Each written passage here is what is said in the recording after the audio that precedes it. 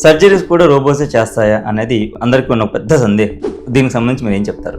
Artificial intelligence టెక్నాలజీతో మనం same ఎక్విప్మెంట్ని AI టెక్నాలజీతో మనం వాడుకొని దాని తర్వాత వాటితో ఇవ్వగలిగిన మ్యాక్సిమం ప్రెసిషన్ మనం తీసుకొని మనం వీఆర్ డూయింగ్ రోబోటిక్ ఆపరేషన్స్ అనమాట. కొంతమంది బేబీస్ 7th మంత్లోనే పుడతారు. పుట్టిన తర్వాత వాళ్ళకి రకరకాల ఇష్యూస్ తోటి పుడుతూ ఉంటారు. సో అలాంటి టైంలో కూడా సర్జరీస్ ప్రిఫర్ చేస్తారా? ఒక పీడియాటిక్ సర్జన్, ఒక అమ్మ, ఒక నాన్న, ఒక అటు సైడ్ అమ్మమ్మ తాతే, ఇటు సైడ్ నాన్నమ్మ తాతే, సో 6గురిని అయితే మినిమం మాట్లాడాలి, మినిమం కన్విన్స్ చేయాలి, మినిమం వాళ్ళకి అర్థమయ్యేలా చేయాలి. సో వాళ్ళ కన్విన్స్ అయ్యి వాళ్ళ ముందరికి వస్తేనే ఒక ఆపరేషన్ అవుతుంది అనమాట. ఎప్పుడు కూడా సొసైటీ చాలా చులకన భావంగా చూసేది ఎవరిని అంటే ట్రాన్స్జెండర్స్ని. మిక్స్డ్ బేబీ అనగా తెలిస్తే అది ఏ స్టేజ్లో తెలుస్తుంది? సమ్టైమ్స్ యాక్చువల్లీ ఏంటంటే మేల్ హార్మోన్స్ సప్రెసింగ్ జీన్స్ ఉంటాయి, ఇది ఫీమేల్ హార్మోన్స్ సప్రెసింగ్, సో 2 తయారవుతాయి అంటారు. సో కొన్నిసార్లు ఏమవుతుందంటే ఆ సప్రెసింగ్ జీన్స్ కానీ ఆ హార్మోన్స్ కానీ పనిచేయకపోవడం వలన, లేకపోతే అండర్ ఎక్స్ప్రెషన్ వలన, లేకపోతే ఓవర్ ఎక్స్ప్రెషన్ వలన సో కొన్నిసార్లు మిక్స్ అవుతుంది అనమాట. లేకపోతే కొన్ని జీన్స్ క్రోమోసోమ్స్ అబ్నార్మల్ కూడా మొజైక్ అని ఉండొచ్చు. అట్లాంటి వాటిలో కూడా ఇట్లాంటివి ఉండొచ్చు. చాలా జెనెటిక్లో చాలా కండిషన్స్ ఉంటాయి. హార్ట్లో ఉన్న బేబీకి అది దానికి ఎలాంటి సర్జరీస్ చేసి మనం దాన్ని ఫుల్ఫిల్ చేయొచ్చు అండ్ ఏ స్టేజ్లో చేయొచ్చు? సో ఫీటల్ హార్ట్లో ఎట్లా ఉంటుందంటే ఏట్రియం రైట్ లెఫ్ట్ ఉంటాయి, దానికి మధ్యలో ఒక హోల్ ఉంటుంది. వెంట్రికల్ దాని మధ్యలో ఒక హోల్ ఉంటుంది. అందరికీ నార్మల్గానే ఉంటుంది. తయారవుతున్నప్పుడు అది ఇంటర్ ఏట్రియల్ సెప్టమ్ అని తయారవుతూ ఉంటుంది. పిల్లోడు పెద్దగా అవుతున్నప్పటి నుంచి మెల్లగా అది న్యాచురల్గా క్లోజ్ అయిపోతూ ఉంటాయి అన్నమాట. కొన్ని సంవత్సరాలు అవుతున్నా కూడా ఆ హోల్ మధ్యలో అట్లానే ఉండి ఏ సైటోనిక్ హార్ట్ డిసీజ్ అంటాం మనం, అట్లా ఉండి అట్లానే ఉండిపోతుంది, తగ్గట్లేదు, ష్రింక్ అవ్వట్లేదు అంటే అట్లాంటప్పుడు అండ్ పీడియాటిక్ కార్డియాలజిస్ట్ అనే వాళ్ళు ఏం చేస్తారంటే actually from one of the vessel, ఒక వెజల్లోంచి బ్లడ్ వెజల్లోంచి వెళ్ళి దాంట్లో ఒక అంబ్రెల్లా అని ఒకటి వేసేసి దాన్ని క్లోజ్ చేస్తున్నారు కూడా. అంటే మీకు ఆపరేషన్ కూడా అక్కర్లేకుండా కూడా అయిపోతుంది. కానీ కొన్నిసార్లు అది వేయలేకపోతారు. అట్లాంటప్పుడు వాళ్ళు ఆ హార్ట్ ఆపరేషన్కి పీడియాటిక్ హార్ట్ సర్జన్స్ ఉంటారు, వాళ్ళ దగ్గరికి మేము పంపించిన తర్వాత వాళ్ళు అక్కడికి వెళ్ళి సర్జరీ చేయించుకుంటారు. దాని తర్వాత బాగానే ఉంటుంది. పుట్టిన తర్వాత మేనరికం వల్ల వచ్చిన ఇష్యూస్ కొన్ని ఉంటుంటాయి అండ్ లైఫ్ స్టైల్ వల్ల వచ్చిన ఇష్యూస్ కొన్ని ఉంటాయి. మీరు అన్న పాయింట్ చాలా ఇంపార్టెంట్. కన్సాంగ్వినస్ మ్యారేజ్ అంటాం మనం. అంటే వీడిలో ఒక జీన్ నడుస్తూ ఉంది, వీళ్ళలో ఒక జీన్ నడుస్తూ ఉంది. ఇట్ ఈస్ రిసెసివ్ జీన్ అంటాం. అంటే డామినెంట్ కాదు, కనిపించట్లేదు కానీ రిసెసివ్గా ఉంటుంది. ఈ 2 రిసెసివ్లు కలిసి అనుకోండి, అది it will become a dominant one అనమాట. రోబోటిక్ సర్జరీ ఇప్పుడు ప్రజెంట్ ఏదైతే లేటెస్ట్ ట్రెండ్ అండ్ ఎక్కువ మంది ప్రిఫర్ చేస్తున్నది ఏదైతే ఉందో, సో దీనికి అడ్వాంటేజెస్ ఏంటి? అండ్ బ్లాడర్ లోపలికి వెళ్ళి మనం ఆపరేషన్ చేస్తాం, వెజకోస్కోపిక్ రీఇంప్లాంట్ అంటాం అనమాట. యూరినరీ బ్లాడర్ లోపల 3 కన్నాలు పెట్టి ఆ రంధ్రాల నుంచి వెళ్తాం. దాంట్లో అట్లాంటి వాటిలో ఏంటంటే రోబోటిక్కి ఎడ్జ్ ఉంటుంది. సో దాంట్లో మనం ఎన్యూరబిలిటీ తిరగడం కానీ అన్నీ చాలా ఈజీగా ఉంటాయి కాబట్టి that is the best. Hello yes, robotic surgery అంటే ఏంటి, అలాగే ఎలాంటి ఏజ్ గ్రూప్ పిల్లలకి రోబోటిక్ సర్జరీ ప్రిఫర్ చేయాలి? ఇంతకుముందు నార్మల్ సర్జరీస్ అంటే ఓపెన్ సర్జరీస్ చేసేవాళ్ళు, తర్వాత లాప్రోస్కోపీ చేసేవారు. ఇప్పుడు ఎక్కువ మట్టుకి రోబోటిక్ సర్జరీని ప్రిఫర్ చేస్తున్నారు. సో ఎందుకు, దీనికి ప్రత్యేకమైన కారణాలు ఏమైనా ఉన్నాయా? రోబోటిక్ సర్జరీ అంటే రోబోలే సర్జరీ చేస్తాయా? ఇలాంటి విషయాలన్నింటినీ మనకి చెప్పడానికి డాక్టర్ యోగా నాగేంద్ర గారు ఉన్నారు. ఆయనతో మాట్లాడి తెలుసుకుందాం. ముఖ్యంగా ఆయనకు సంబంధించినటువంటి ట్రీట్మెంట్స్ ఎక్కడైతే ఉన్నాయో ఆయన కిమ్స్కి సంబంధించి హాస్పిటల్స్ కొండాపూర్, గచ్చిబౌలి, సికింద్రాబాద్ అలాగే కొంపల్లి బ్రాంచెస్లో అందుబాటులో ఉంటున్నారు. అంతేకాదు మాదాపూర్, కాకతీయ హిల్స్లో కూడా ఆయన అందుబాటులో ఉంటున్నారు. ప్రత్యేకమైన రోజుల్లో సిద్దిపేట్ అలాగే నిజామాబాద్లో కూడా ఆయన అందుబాటులో ఉంటారు. కన్సల్టేషన్ కోసం మీరు కాంటాక్ట్ చేయొచ్చు కూడాను. సో ప్రస్తుతం మనం అనుకున్న టాపిక్ సంబంధించి ఆయనతో మాట్లాడతాం. Hello doctor. హలో అండి. Doctor Yoga Nagender, paediatric surgeon, పిల్లల శస్త్రచికిత్స, paediatric urology, paediatric laparoscopy, paediatric robotic surgery. నేను కిమ్స్ కడిల్స్, కొండాపూర్, గచ్చిబౌలి, సికింద్రాబాద్, కొంపల్లి బ్రాంచెస్లో చీఫ్ పీడియాటిక్ సర్జన్గా వర్క్ చేస్తున్నాను. అండ్ నిజామాబాద్కి 2nd and 4th సండేస్ వెళ్తాను. అండ్ సిద్దిపేట్కి 1st and 3rd వెన్స్డేస్ వెళ్తాను. అండ్ సిలిగురికి మంత్లీ ఒకసారి వెళ్ళి అక్కడ పేషెంట్స్ కూడా చూస్తూ ఉంటాను. మాదాపూర్లో రోడ్ నెంబర్ 7లో child surgery clinic 4 to 5 PM, yoga Nagender paediatric surgeon. So robotic surgery అంటే చాలామందికి ఎట్లా ఉందంటే, రోబో సినిమా వచ్చిన తర్వాత రోబోలు అన్ని పనులు చేస్తాయి అనేది ఏదైతే మనం అందులో చూసామో, సర్జరీస్ కూడా రోబోసే చేస్తాయా అనేది అందరికీ ఉన్న పెద్ద సందేహం. దీనికి సంబంధించి మీరు ఏం చెప్తారు? జనరల్ పబ్లిక్లో పేరెంట్స్ రోబో ఆపరేషన్ చేస్తుందేమో అయ్యో యోగనాథేంద్ర ఆపరేషన్ చేయడా ఇట్లా కూడా అనుకుంటూ ఉంటారు. సో దీనిలో రోబో ఏంటంటే మనం ఆర్టిఫిషియల్ ఇంటెలిజెన్స్ టెక్నాలజీతో మనం సేమ్ ఎక్విప్మెంట్ని ఏఐ టెక్నాలజీతో మనం వాడుకొని దాని తర్వాత వాటితో ఇవ్వగలిగిన మ్యాక్సిమం ప్రెసిషన్ మనం తీసుకొని మనం వీఆర్ డూయింగ్ రోబోటిక్ ఆపరేషన్స్ అనమాట. ఇది అడల్ట్స్లో చాలా సంవత్సరాల నుంచి చేస్తున్నాము, కానీ పీడియాటిక్ సర్జరీలో ఈ మధ్య వచ్చిందనమాట. సో కిమ్స్ హాస్పిటల్లో మనం కిమ్స్ కడల్స్లో first paediatric surgery robotic surgery in AP and Telangana కలిపి మనం ఫస్ట్ ఆపరేషన్ స్టార్ట్ చేసాం. సో దీంట్లో ఎట్లా ఉంటుందంటే రోబో టెక్నాలజీ వాడుకొని మనం ఏఐ టెక్నాలజీతో మనం ఆపరేషన్స్ చేస్తుంటాం. ఇంతకుముందు మనం ల్యాప్రోస్కోపీ చేసేవాళ్ళం. ఈ ల్యాప్రోస్కోపీకి ఒక అడ్వాన్స్ టెక్నాలజీ లాంటిది. దీంట్లో ఏంటంటే మనం ఇంకా మ్యాక్సిమం ప్రెసిషన్ అంటే మన మూమెంట్స్ ఆల్మోస్ట్ 10 to 15 times ఇంకా బాగా ప్రిసైజ్డ్గా వెళ్తాయి ఒకటి. రెండోది మనం చూసే విజన్ కూడా 10 to 15 times మోర్ బ్యూటిఫుల్గా కనిపిస్తుంది అనమాట. అంత మ్యాగ్నిఫికేషన్తో కనిపించినప్పుడు మనం ఆటోమేటిక్గా ఎక్కువ మంచి వర్క్ చేయగలం. సో ఒక్క సర్జరీ చైల్డ్ సర్జరీలో మనం బెస్ట్ రిజల్ట్ ఇవ్వాలి అంటే మనం వాడికి మ్యాక్సిమం ప్రెసిషన్తో చేయగలిగితే we are going to give the best to the child. So అది మనకి రోబోటిక్ ప్రక్రియ ద్వారా టెక్నాలజీ ద్వారా మనం చేయగలుగుతున్నాం. That's the best gift that advance technology can give to the human mankind అనమాట. సో పిల్లల్లో కూడా మనం ఈ రోబోటిక్ సర్జరీ చేయగలుగుతున్నాం. That is the beauty of it. And robo operation చేయదు, ఈ పాయింట్ మాత్రం అందరూ తెలుసుకోవాల్సిన విషయం. సో మనమే చేస్తాము, మన బ్రెయిన్ మన చేతులతో మనమే చేస్తున్నదాన్ని ఆ రోబో రెప్లికేట్ చేస్తూ ఉంటుంది. సో అందుకనే మనకి మ్యాక్సిమం ప్రెసిషన్ వచ్చే ఛాన్స్ ఉంటుంది. So it is the best technology it is available right now for us. Okay. And paediatrician అనేసరికి చాలా మందిలో చాలా ఎమోషన్స్ ఉంటాయి. బేసిక్గా ఏమవుతుందంటే సో పెద్దవాళ్ళకి సర్జరీ చేయడం వేరు. అండ్ ఇప్పుడు కొంతమంది బేబీస్ 7th monthలోనే పుడతారు. పుట్టిన తర్వాత వాళ్ళకి రకరకాల ఇష్యూస్ తోటి పుడుతూ ఉంటారు.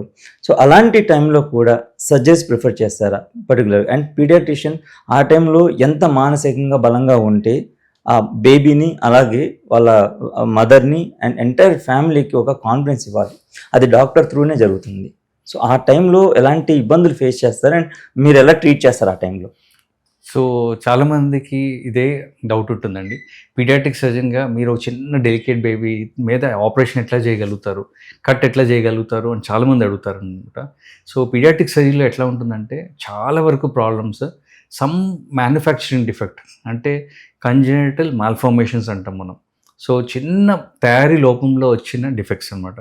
సంథింగ్ లైక్ అన్నవాహికలో ఎక్కడెక్కడైనా బ్లాక్ ఉండొచ్చు, ఫుడ్ పైప్లో బ్లాక్ ఉండొచ్చు, దాన్ని ఈజోఫేజియల్ ఎట్రీషియా అంటాము, లేకపోతే ఇంటెస్టినల్ ఎట్రీషియా, లేకపోతే అప్పుడప్పుడు కొంతమంది పిల్లలకి యానసేప్ తయారు కాదు.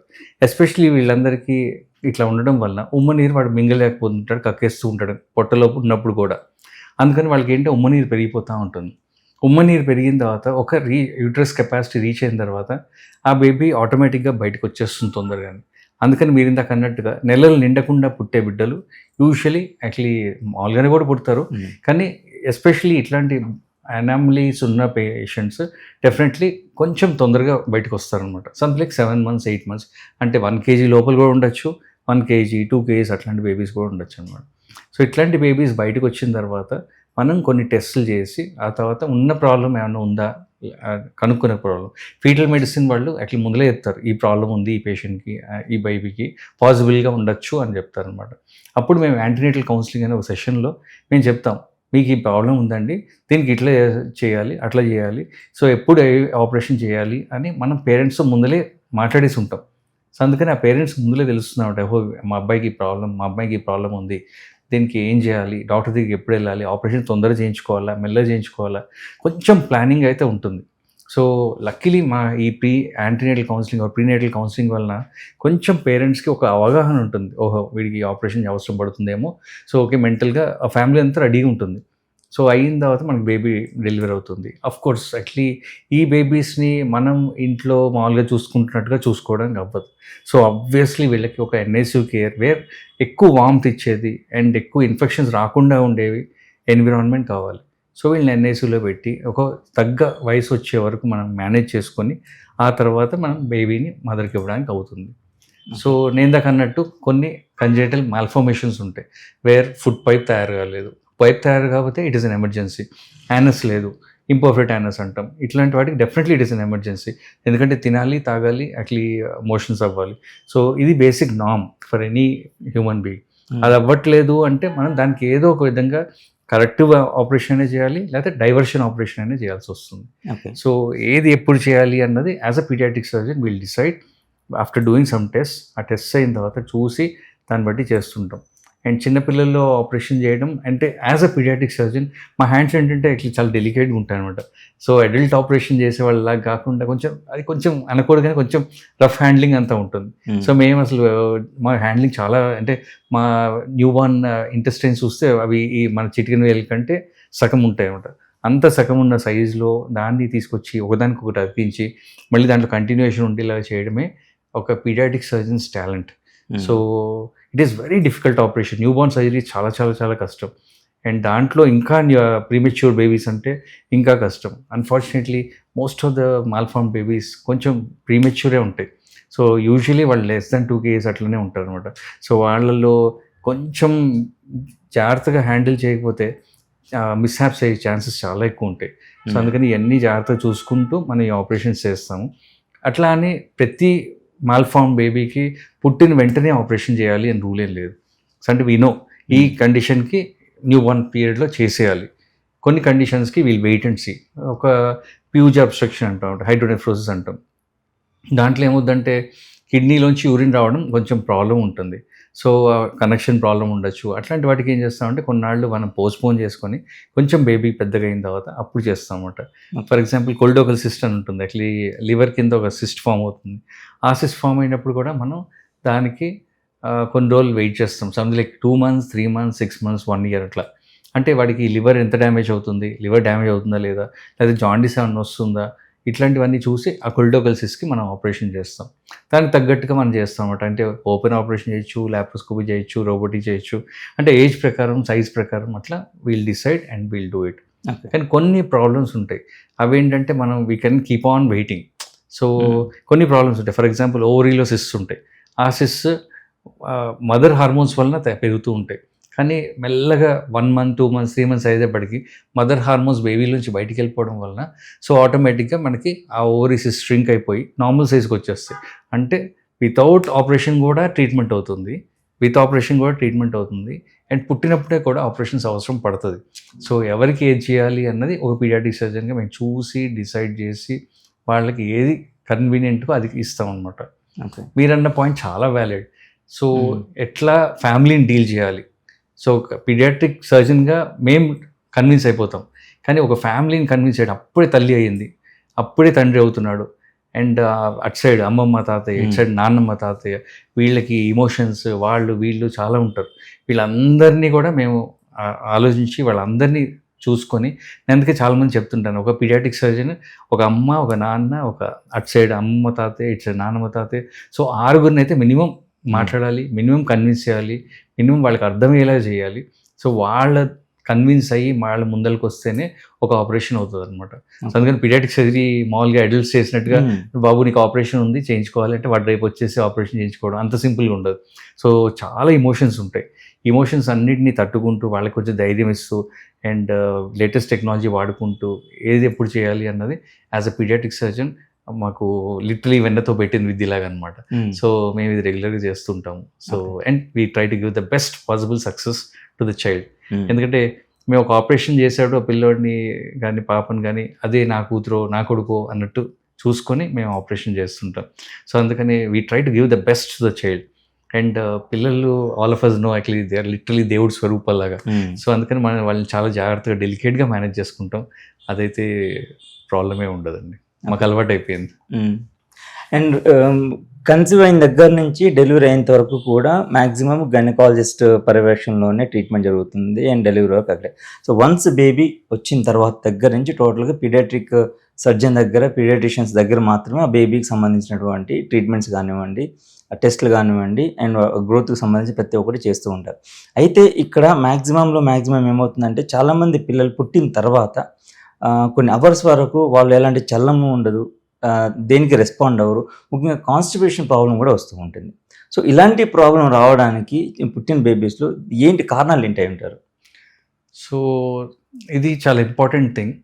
అండ్ యూజువలీ చాలా వరకు సాధారణంగా పుట్టిన పిల్లోడు ఫస్ట్ ఫీడింగ్ ఇవ్వంగానే ఆటోమేటిక్గా మోషన్ వచ్చేస్తూ ఉంటుంది, లేదా కొన్నిసార్లు అట్లా మోషన్స్ అయిపోతూ ఉంటాయి కూడా. సో ఒక పుట్టిన పిల్లోడు కానీ పాప కానీ ఒకవేళ 24 గంటలు లేకపోతే 48 గంటలు మోషన్ వెళ్ళలేదు అంటే సమ్ ప్రాబ్లం ఉంది అన్నట్టు. సో యూజువలీ ఇండియాలో కానీ ఎప్పుడు కానీ ఫస్ట్ మనం థింక్ చేసేది ఏంటంటే థైరాయిడ్ ప్రాబ్లం ఏమైనా ఉందా అని. హైపోథైరాయిడిజం అనే కండిషన్ ఉంటుంది. దాంట్లో మనకి ఇండియాలో అయితే చాలా స్క్రీనింగ్స్ అవుతూ ఉంటాయి, TSH స్క్రీనింగ్ అని. సో దాంట్లో ఒకవేళ థైరాయిడ్ లోపం ఉంది అంటే వాడికి ఇట్లా మోషన్స్ రాకపోయే ఛాన్స్ ఎక్కువ ఉంటుందన్నమాట. సో అందుకనే న్యూబార్న్లో అందరికీ న్యూబార్న్ స్క్రీనింగ్లో థైరాయిడ్ ప్రొఫైల్ అయిపోతుంది వాళ్ళకి. So thyroid is one important thing. ఎందుకంటే థైరాయిడ్ ఒకవేళ మనం ట్రీట్ చేయగలిగితే సో ఆల్మోస్ట్ వాడికి బ్రెయిన్ ఇంజురీ ఏమి ఇవ్వకుండా, బ్రెయిన్ డ్యామేజ్ అవ్వకుండా, గ్రోత్ బాగుంటుంది, అన్నీ బాగుంటాయి. సో అందుకని మనం హిస్టరీలో అడుగుతాం అనమాట, అమ్మ నువ్వు ఏమన్నా తల్లి ఏమన్నా థైరాయిడ్ ట్యాబ్లెట్ వాడుతుందా, లేకపోతే వాళ్ళ ఇంట్లో ఏమన్నా ప్రాబ్లమ్స్ ఉన్నాయా, లేకపోతే మన ప్రొఫైల్లో అయిపోతుంది అనమాట, న్యూబార్న్ ప్రొఫైల్లో. సో అది కాకుండా కొన్నిసార్లు ఏంటంటే కొన్ని సర్జికల్ ప్రాబ్లమ్స్ ఉంటాయి. ఒకటి నేను దాకా అన్నట్టుగా సపోజ్ వాడికి మోషన్ హోలే తయారులేదు. సో అట్లా అప్పుడప్పుడు యాక్చువల్లీ పిల్లోడు పుట్టాడు, పాప పుట్టింది, ఆ హడావిడిలో యాక్చువల్లీ మేబీ చిన్న ప్రాబ్లమ్స్ మిస్ అయ్యే ఛాన్స్ ఉంటుంది. యూజువలీ న్యూరటల్ సర్జన్ కానీ, పీడియాట్రిక్ సర్జన్ కానీ, పీడియాట్రిషియన్ కానీ ఎవరైనా డెలివరీ అటెండ్ అయినప్పుడు మేము చూస్తాం యాక్చువల్లీ యానస్ హోల్ ఉందా లేదా. సో ఒకవేళ యానస్ హోల్ లేదనుకుంటే మనం అప్పుడు దానికి ఏమన్నా తగ్గట్టుగా సరిగ్గా ఆపరేషన్ చేస్తూ ఉంటాం. దాంట్లో ఒక 2 టైప్స్ ఉంటాయి, లో ఆండ్రోక్టల్ మాల్ఫార్మేషన్, హై ఆండ్రోక్టల్ మాల్ఫార్మేషన్ అని. లో అయితే ఆ రోజుకి నెక్స్ట్ డేనే ఆపరేషన్ అయిపోతుంది అండ్ లైఫ్ టైం నార్మల్గా ఉంటుంది బేబీ. కానీ కొన్నిసార్లు ఏంటంటే అట్లా కొంచెం హై ఆండ్రోక్టల్ మాల్ఫార్మేషన్స్ అంటాం. అట్లాంటి వచ్చినప్పుడు వాళ్ళకి ఫస్ట్ కొలాస్టమీ అని చేసి తర్వాత పుల్ త్రూ అన్ని ఆపరేషన్ చేసి అట్లా 2 స్టేజెస్ కానీ 3 స్టేజెస్ కానీ ఆపరేషన్ చేయాల్సి వస్తూ ఉంటుంది. ఓకే. ఇది కాకుండా కొన్నిసార్లు ఏమవుతుందంటే మనకి సపోజ్ కరెంట్ వేస్తే, లైట్ వేస్తే ఇక్కడ లైట్ వెలగాలి. That is because correct impulses అన్ని వెళ్తాయి, కనెక్షన్స్ అన్ని పర్ఫెక్ట్గా ఉన్నాయి, ఇంపల్స్ అన్ని వెళ్తున్నాయి. అట్లానే మనకు కూడా నర్వ్ సెల్స్ నర్వ్స్ ఉంటాయండి, నర్వ్ సెల్స్ అని. ఆ నర్వ్ సెల్స్ అక్కడి నుంచి ఇక్కడ దాకా కంప్లీట్గా కంటిన్యూషన్ ఉంటేనే ఆ ఇంటెస్టైన్స్ పనిచేస్తాయి. కొన్నిసార్లు what we call it Hirschsprung's disease అంటాం, కంజెనిటల్ మెగాకోలన్ అంటాం. దీంట్లో ఏమవుతుందంటే యాక్చువల్లీ నర్వ్ సెల్స్ సరిగ్గా కనెక్షన్ ఉండదు. సో లాస్ట్ సెగ్మెంట్లో అంటే usually what we call classical rectosigmoid అంటాం అన్నమాట. సో అట్లాంటప్పుడు ఆ పేగులో ఒకవేళ మోషన్ వెళ్ళే దారిలో ఒకవేళ కనెక్షన్స్ లేకపోతే, గ్యాంగ్లియోన్ సెల్స్ లేకపోతే, that is what is called Hirschsprung's disease. ఒకవేళ హర్ష్ఫంగ్స్ డిసీజ్ అని ఉందనుకోండి, అప్పుడు వాడికి నేను ఇందాక అన్నట్టుగానే 24 అవర్స్ దాకా చూస్తారు, మోషన్ అవ్వలేదు, 48 అవర్స్ దాకా చూస్తారు, మోషన్ అవ్వలేదు, చిన్నగా పొట్ట మెల్లగా ఉబ్బుతుంది, సో మోషన్ అవ్వట్లేదు ఎందుకు అని. దెన్ అప్పుడు ఆ గైనకాలజిస్ట్, ఆ పీడియాట్రిషియన్ మా పీడియాట్రిక్ సర్జరీకి మాకు పంపిస్తారు అనమాట. అప్పుడు మేము చూసి దానికి కాంట్రాస్ట్ స్టడీ అని ఒక ఎక్స్రే చేస్తాము. చేసిన తర్వాత మనకు తెలుస్తుంది ఒకవేళ హర్ష్ఫంగ్స్ ఉందా లేదా. సో హర్ష్ఫంగ్స్ ఉంటే మనం దానికి అట్లా తగ్గట్టుగా ట్రీట్మెంట్ చేస్తాము. హర్ష్ఫంగ్స్లో కూడా లక్కీలీ ఏంటంటే అడ్వాన్సెస్ చాలా ఎక్కువైపోయి ఇప్పుడు మనం ఏంటంటే ప్రైమరీ ట్రాన్స్ఎనల్ ఎండోరెక్టల్ పుల్ త్రూ అని ఒకటి చేస్తున్నాం. దాంట్లో ఏంటంటే వితిన్ 10 days ఆల్మోస్ట్ నార్మల్ అయిపోతుంది బేబీ. ఓకే. సో మనం ఎనిమాస్ ఇస్తాం, ఎనిమాస్ ఇచ్చి డైరెక్ట్గా ఎక్కడైతే అయితే సెల్స్ లేవో ఆ సెగ్మెంట్ మనం తీసేసి దీన్ని కనెక్ట్ చేస్తాం. So this is one new technology that మేము తయారు చేస్తుంది అనమాట. అంటే this is the evolution. So అదే హౌ వీఆర్ ఇవాల్వింగ్ అని చెప్పడానికి నేను ఈ పాయింట్ మీకు చెప్తున్నాను. సో ఆ కనెక్షన్ మనం ఇచ్చేస్తే అది పర్మనెంట్ సొల్యూషన్ అవుతుంది. కానీ కొన్నిసార్లు ఏంటంటే లేట్ అయిపోతుంది ఈ డయాగ్నోసిస్. అప్పుడు మనకి చాలా పెద్దగా ఉందనుకోండి, ఆ కోలన్ ఇంత ఉంది, ఇది చిన్నగా ఉందనుకోండి, అప్పుడు మనం ఏంటంటే ఇంకా చాయిస్ లేక మనం కొలాస్టమీ అని సైడ్లో ఒక గ్రూప్ ఒకటి పెడతాము.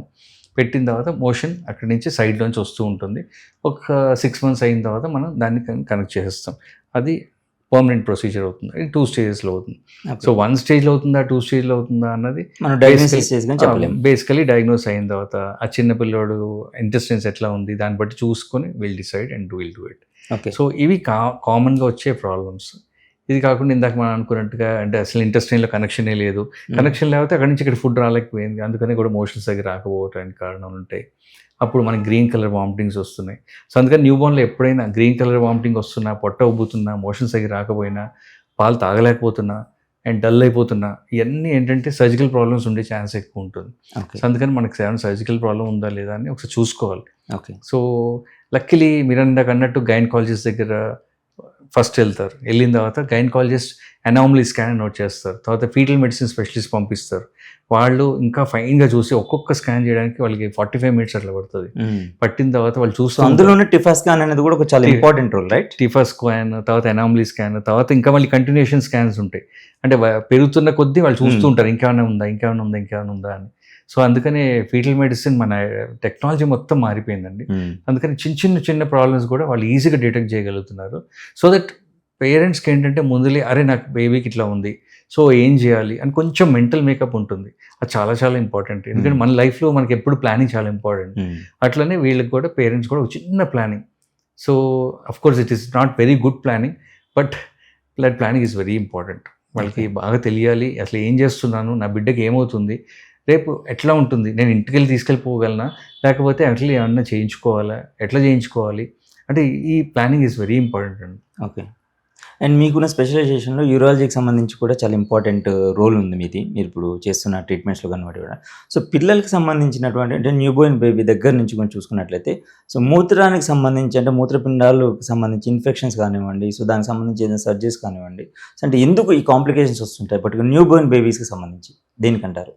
Paediatric urology around more than 50 to 60% of paediatric surgery work అనమాట మేము చేసే దాంట్లో. అందుకనే almost we become a paediatric surgeon, same time we become a paediatric urologist also.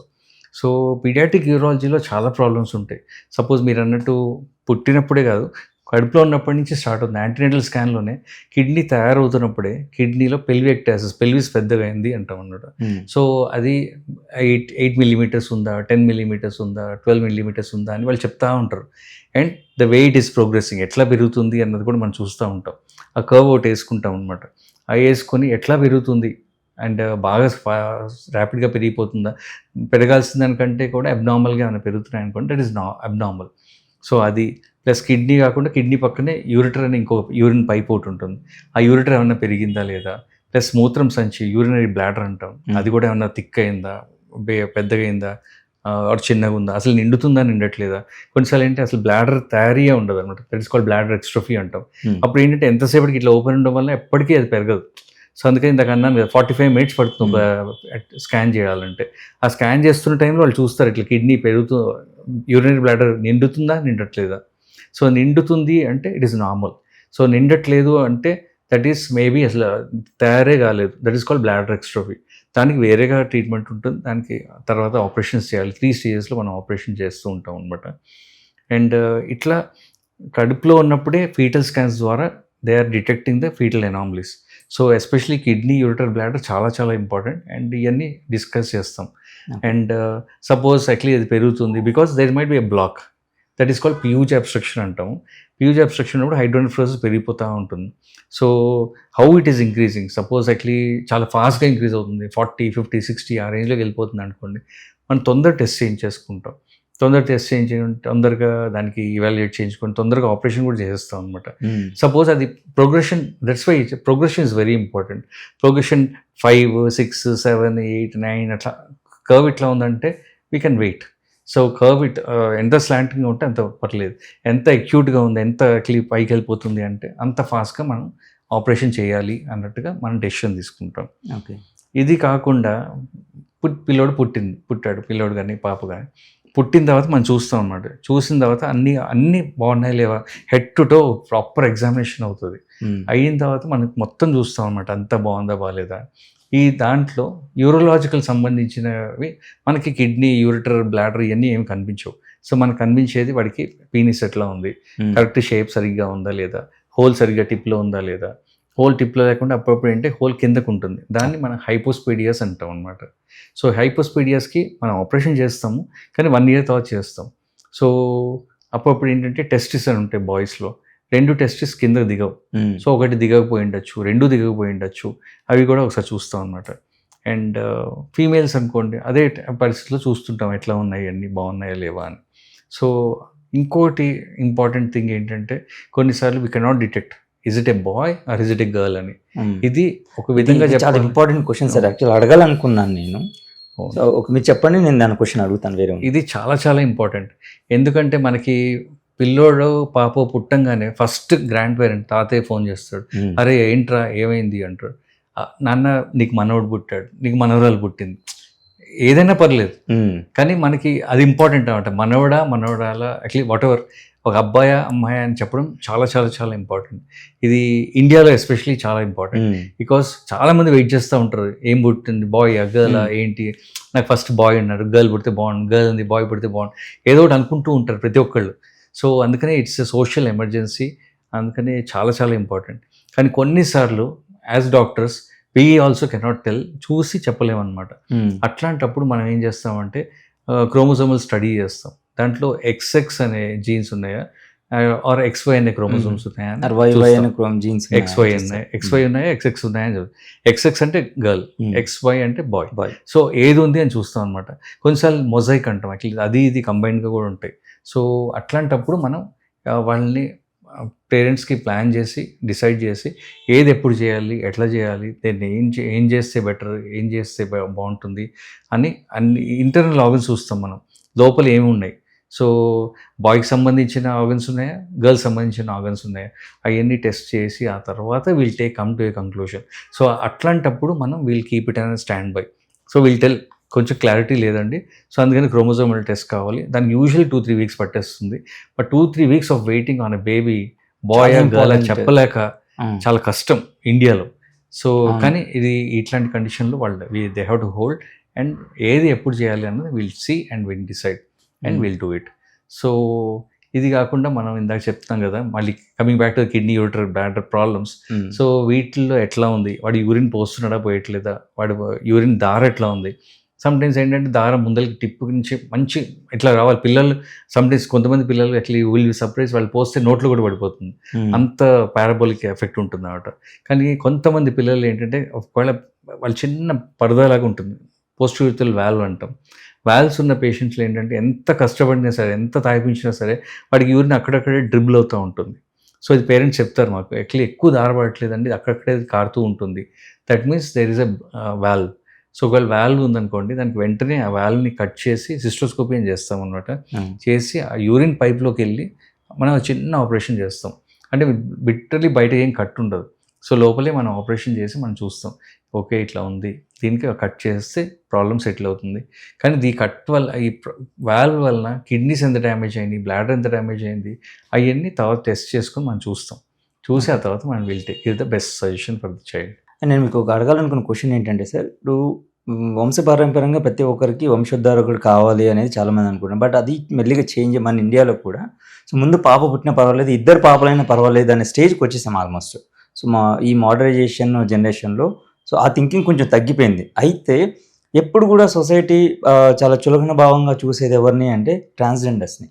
ఇది ఎవరు ఎక్స్పెక్ట్ చేయరు, అది భగవంతుడి సృష్టి. సో డాక్టర్ ఏం చేయలేరు, ఎగ్జామిన్ చేసినా కూడా తెలియని పరిస్థితులు చాలా ఉంటాయి. సో బేబీని 9 months మోసిన మదర్కి తెలియదు, ట్రీట్మెంట్ ఇచ్చిన డాక్టర్కి తెలియదు. సో వన్స్ బేబీ పుట్టిన తర్వాత మేల్ ఆర్ ఫీమేల్ అనేది కన్ఫర్మ్ కాకుండా మీరు అన్నట్టు మిక్స్డ్ బేబీ అని కనుక తెలిస్తే అది ఏ స్టేజ్లో తెలుస్తుంది, తెలిసిన తర్వాత సో పేరెంట్స్ని కన్విన్స్ చేయడానికి ఎంత టైం పడుతుంది మీకు? బాయ్ గర్ల్, ఎస్, ఈ మధ్య కాలంలో మీరు అన్నట్టు అస్సలు డిఫరెన్షియేషన్ లేదు. నాకు ఎవరైనా పర్లేదు, ఒకళ్ళు ఉంటే చాలని అనుకునే వాళ్ళు చాలామంది ఉన్నారు, ఇద్దరు ఎవరున్నా కూడా పర్లేదు అనుకునే వాళ్ళు ఉన్నారు, నాకు అమ్మాయే కావాలనుకునే వాళ్ళు చాలామంది ఉన్నారు ఈ మధ్య కాలంలో అయితే. So as father of a girl child, all of us know actually అమ్మాయి ఇంకా ప్రేమగా ఉంటుంది, ఇంకా బాగా మనల్ని నాన్నని బాగా చూసుకుంటుంది, అందరికీ తెలుసు. సో అందుకనే బాయ్ గర్ల్ ఇప్పుడు ఎంత పెద్ద మీరు అన్నట్టు అంత పెద్ద డిఫరెన్షియేషన్ ఏం లేదు. అండ్ కానీ అన్ఫార్చునేట్లీ ఏంటంటే తయారీ మ్యానుఫ్యాక్చరింగ్ డిఫెక్ట్లో సమ్టైమ్స్ యాక్చువల్లీ ఏంటంటే మేల్ హార్మోన్స్ సప్రెసింగ్ జీన్స్ ఉంటాయి, ఇది ఫీమేల్ హార్మోన్స్ సప్రెసింగ్, సో రెండు తయారవుతాయంట. సో బాయ్ అవ్వాలి అంటే యాక్చువల్లీ గర్ల్ ఉన్నవన్నీ సప్రెస్ అయిపోతాయి, అసలు తయారవుతున్నప్పుడు అన్నీ ఉంటాయి. సో మెల్లగా ఈ సప్రెసింగ్ హార్మోన్స్ ఉంటాయి, they will keep on suppressing. So suppress అవ్వడం వల్ల ఒక సెక్స్తో ఉంటుంది, బాయ్ గర్ల్ అన్నది ఉంటుంది అనమాట. సో కొన్నిసార్లు ఏమవుతుందంటే ఆ సప్రెసింగ్ జీన్స్ కానీ ఆ హార్మోన్స్ కానీ పనిచేయకపోవడం వలన, లేకపోతే అండర్ ఎక్స్ప్రెషన్ వలన, లేకపోతే ఓవర్ ఎక్స్ప్రెషన్ వలన సో కొన్నిసార్లు మిక్స్ అవుతుంది అనమాట. లేకపోతే కొన్ని జీన్స్ క్రోమోసోమ్స్ అబ్నార్మల్గా ఉండవు, మొజైక్ అని ఉండొచ్చు, అట్లాంటి వాటిలో కూడా ఇట్లాంటివి ఉండొచ్చు. చాలా జెనెటిక్లో చాలా కండిషన్స్ ఉంటాయి. కానీ ఇట్లా adrenal hypoplasia, adrenal gland actually hypoplasia ఉన్నా కూడా actually she may look like a boy, కాకపోతే అసలు విషయంలో అయితే అట్లీ she's a girl. So and కొన్నిసార్లు you'll be surprised if I tell, నాకు ఒకసారి ఒక చైల్డ్ వచ్చారు, వాళ్ళు ఆల్మోస్ట్ 9th వరకు యాక్చువల్లీ గర్ల్ లాగానే పెట్ చేసుకున్నారనమాట. Because the child he's got hypospadias. తర్వాత నేను చూసుకొని అరే లేదు ఇది actually she's not a girl, she's a boy అని చెప్పి తర్వాత మన దగ్గరికి వచ్చి ఆపరేషన్ చేయించుకొని బాయ్ లాగా మంచి కన్వర్ట్ అయిపోయి మంచిగా ఉండింది. బాయ్ అట్లనే ఉండి కాకపోతే ఏంటంటే మన ఇండియాలో సోషల్ స్టిగ్మా చాలా ఉంటుందండి. సో 9th క్లాస్ వరకు నువ్వు గర్ల్స్ సెక్షన్లో గర్ల్స్ సైడ్ కూర్చొని సడన్గా నువ్వు బాయ్స్ సెక్షన్లోకి వెళ్ళాలి అంటే చాలా కష్టం. సో అంటే వాళ్ళ విషయంలో వాళ్ళు they relocated to a different place with different identity, పేరు మార్చేసుకొని ఫ్యామిలీ అంతా మార్చేసుకొని ఇట్స్ అంతా కొంచెం కష్టం. సో అందుకనే detecting at new born period it self is the best thing అనమాట. సో ఈ లేటర్ డయాగ్నోసిస్లో ప్రాబ్లం ఏంటంటే వాళ్ళ పేరెంట్స్కి కష్టం, పిల్లోడికి కష్టం. యాక్చువల్లీ చైల్డ్ సైకాలజీ కూడా మనం అర్థం చేసుకోవాలి. వాడు can he live in this society, అది ఎన్నాళ్ళు బాయ్ లాగా ఉండి నేను సడన్గా గర్ల్ అని అంటే ఎట్లా, ఇవన్నీ కూడా చాలా ఇష్యూస్ ఉంటాయి. సో అందుకని చాలా చాలా చాలా delicate issue for a child also. Forget about the family కూడా కష్టం ఇండియాలో. అండ్ పిల్లోడికి కానీ పాపకు కానీ మాత్రం చాలా చాలా చాలా కష్టం. సో కన్వర్ట్ అవ్వగలిగితే it is easy thing only actually. అంటే according to the genes actually will be giving the right sex of assignment. కానీ మీరు అన్నట్టు కొన్నిసార్లు ఏంటంటే కొంచెం మిక్స్ ఉండొచ్చు అనమాట. అట్లాంటప్పుడు they have to adjust to the society.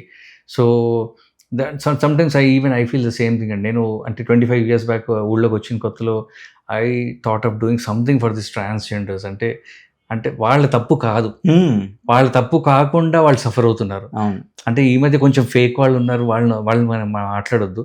కానీ రియల్గా ట్రాన్స్జెండర్స్ ఉండి వాళ్ళ తప్పు కాకుండా వాళ్ళు అనుభవిస్తున్నారు. It is very unfair.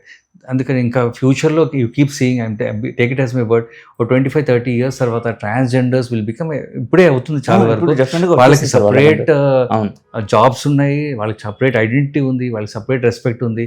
Especially something like Tamil Nadu ఇట్లాంటి ప్లేసెస్లో అయితే వాళ్ళకి definitely they have very good. అంటే ఈ ఐటమ్స్ అన్ని ట్రాన్స్జెండర్స్ వాళ్ళు చేశారు అంటే ఆటోమేటిక్గా ఆ ఐటమ్స్కి వాల్యూ ఉంది, రెస్పెక్ట్ ఉంది.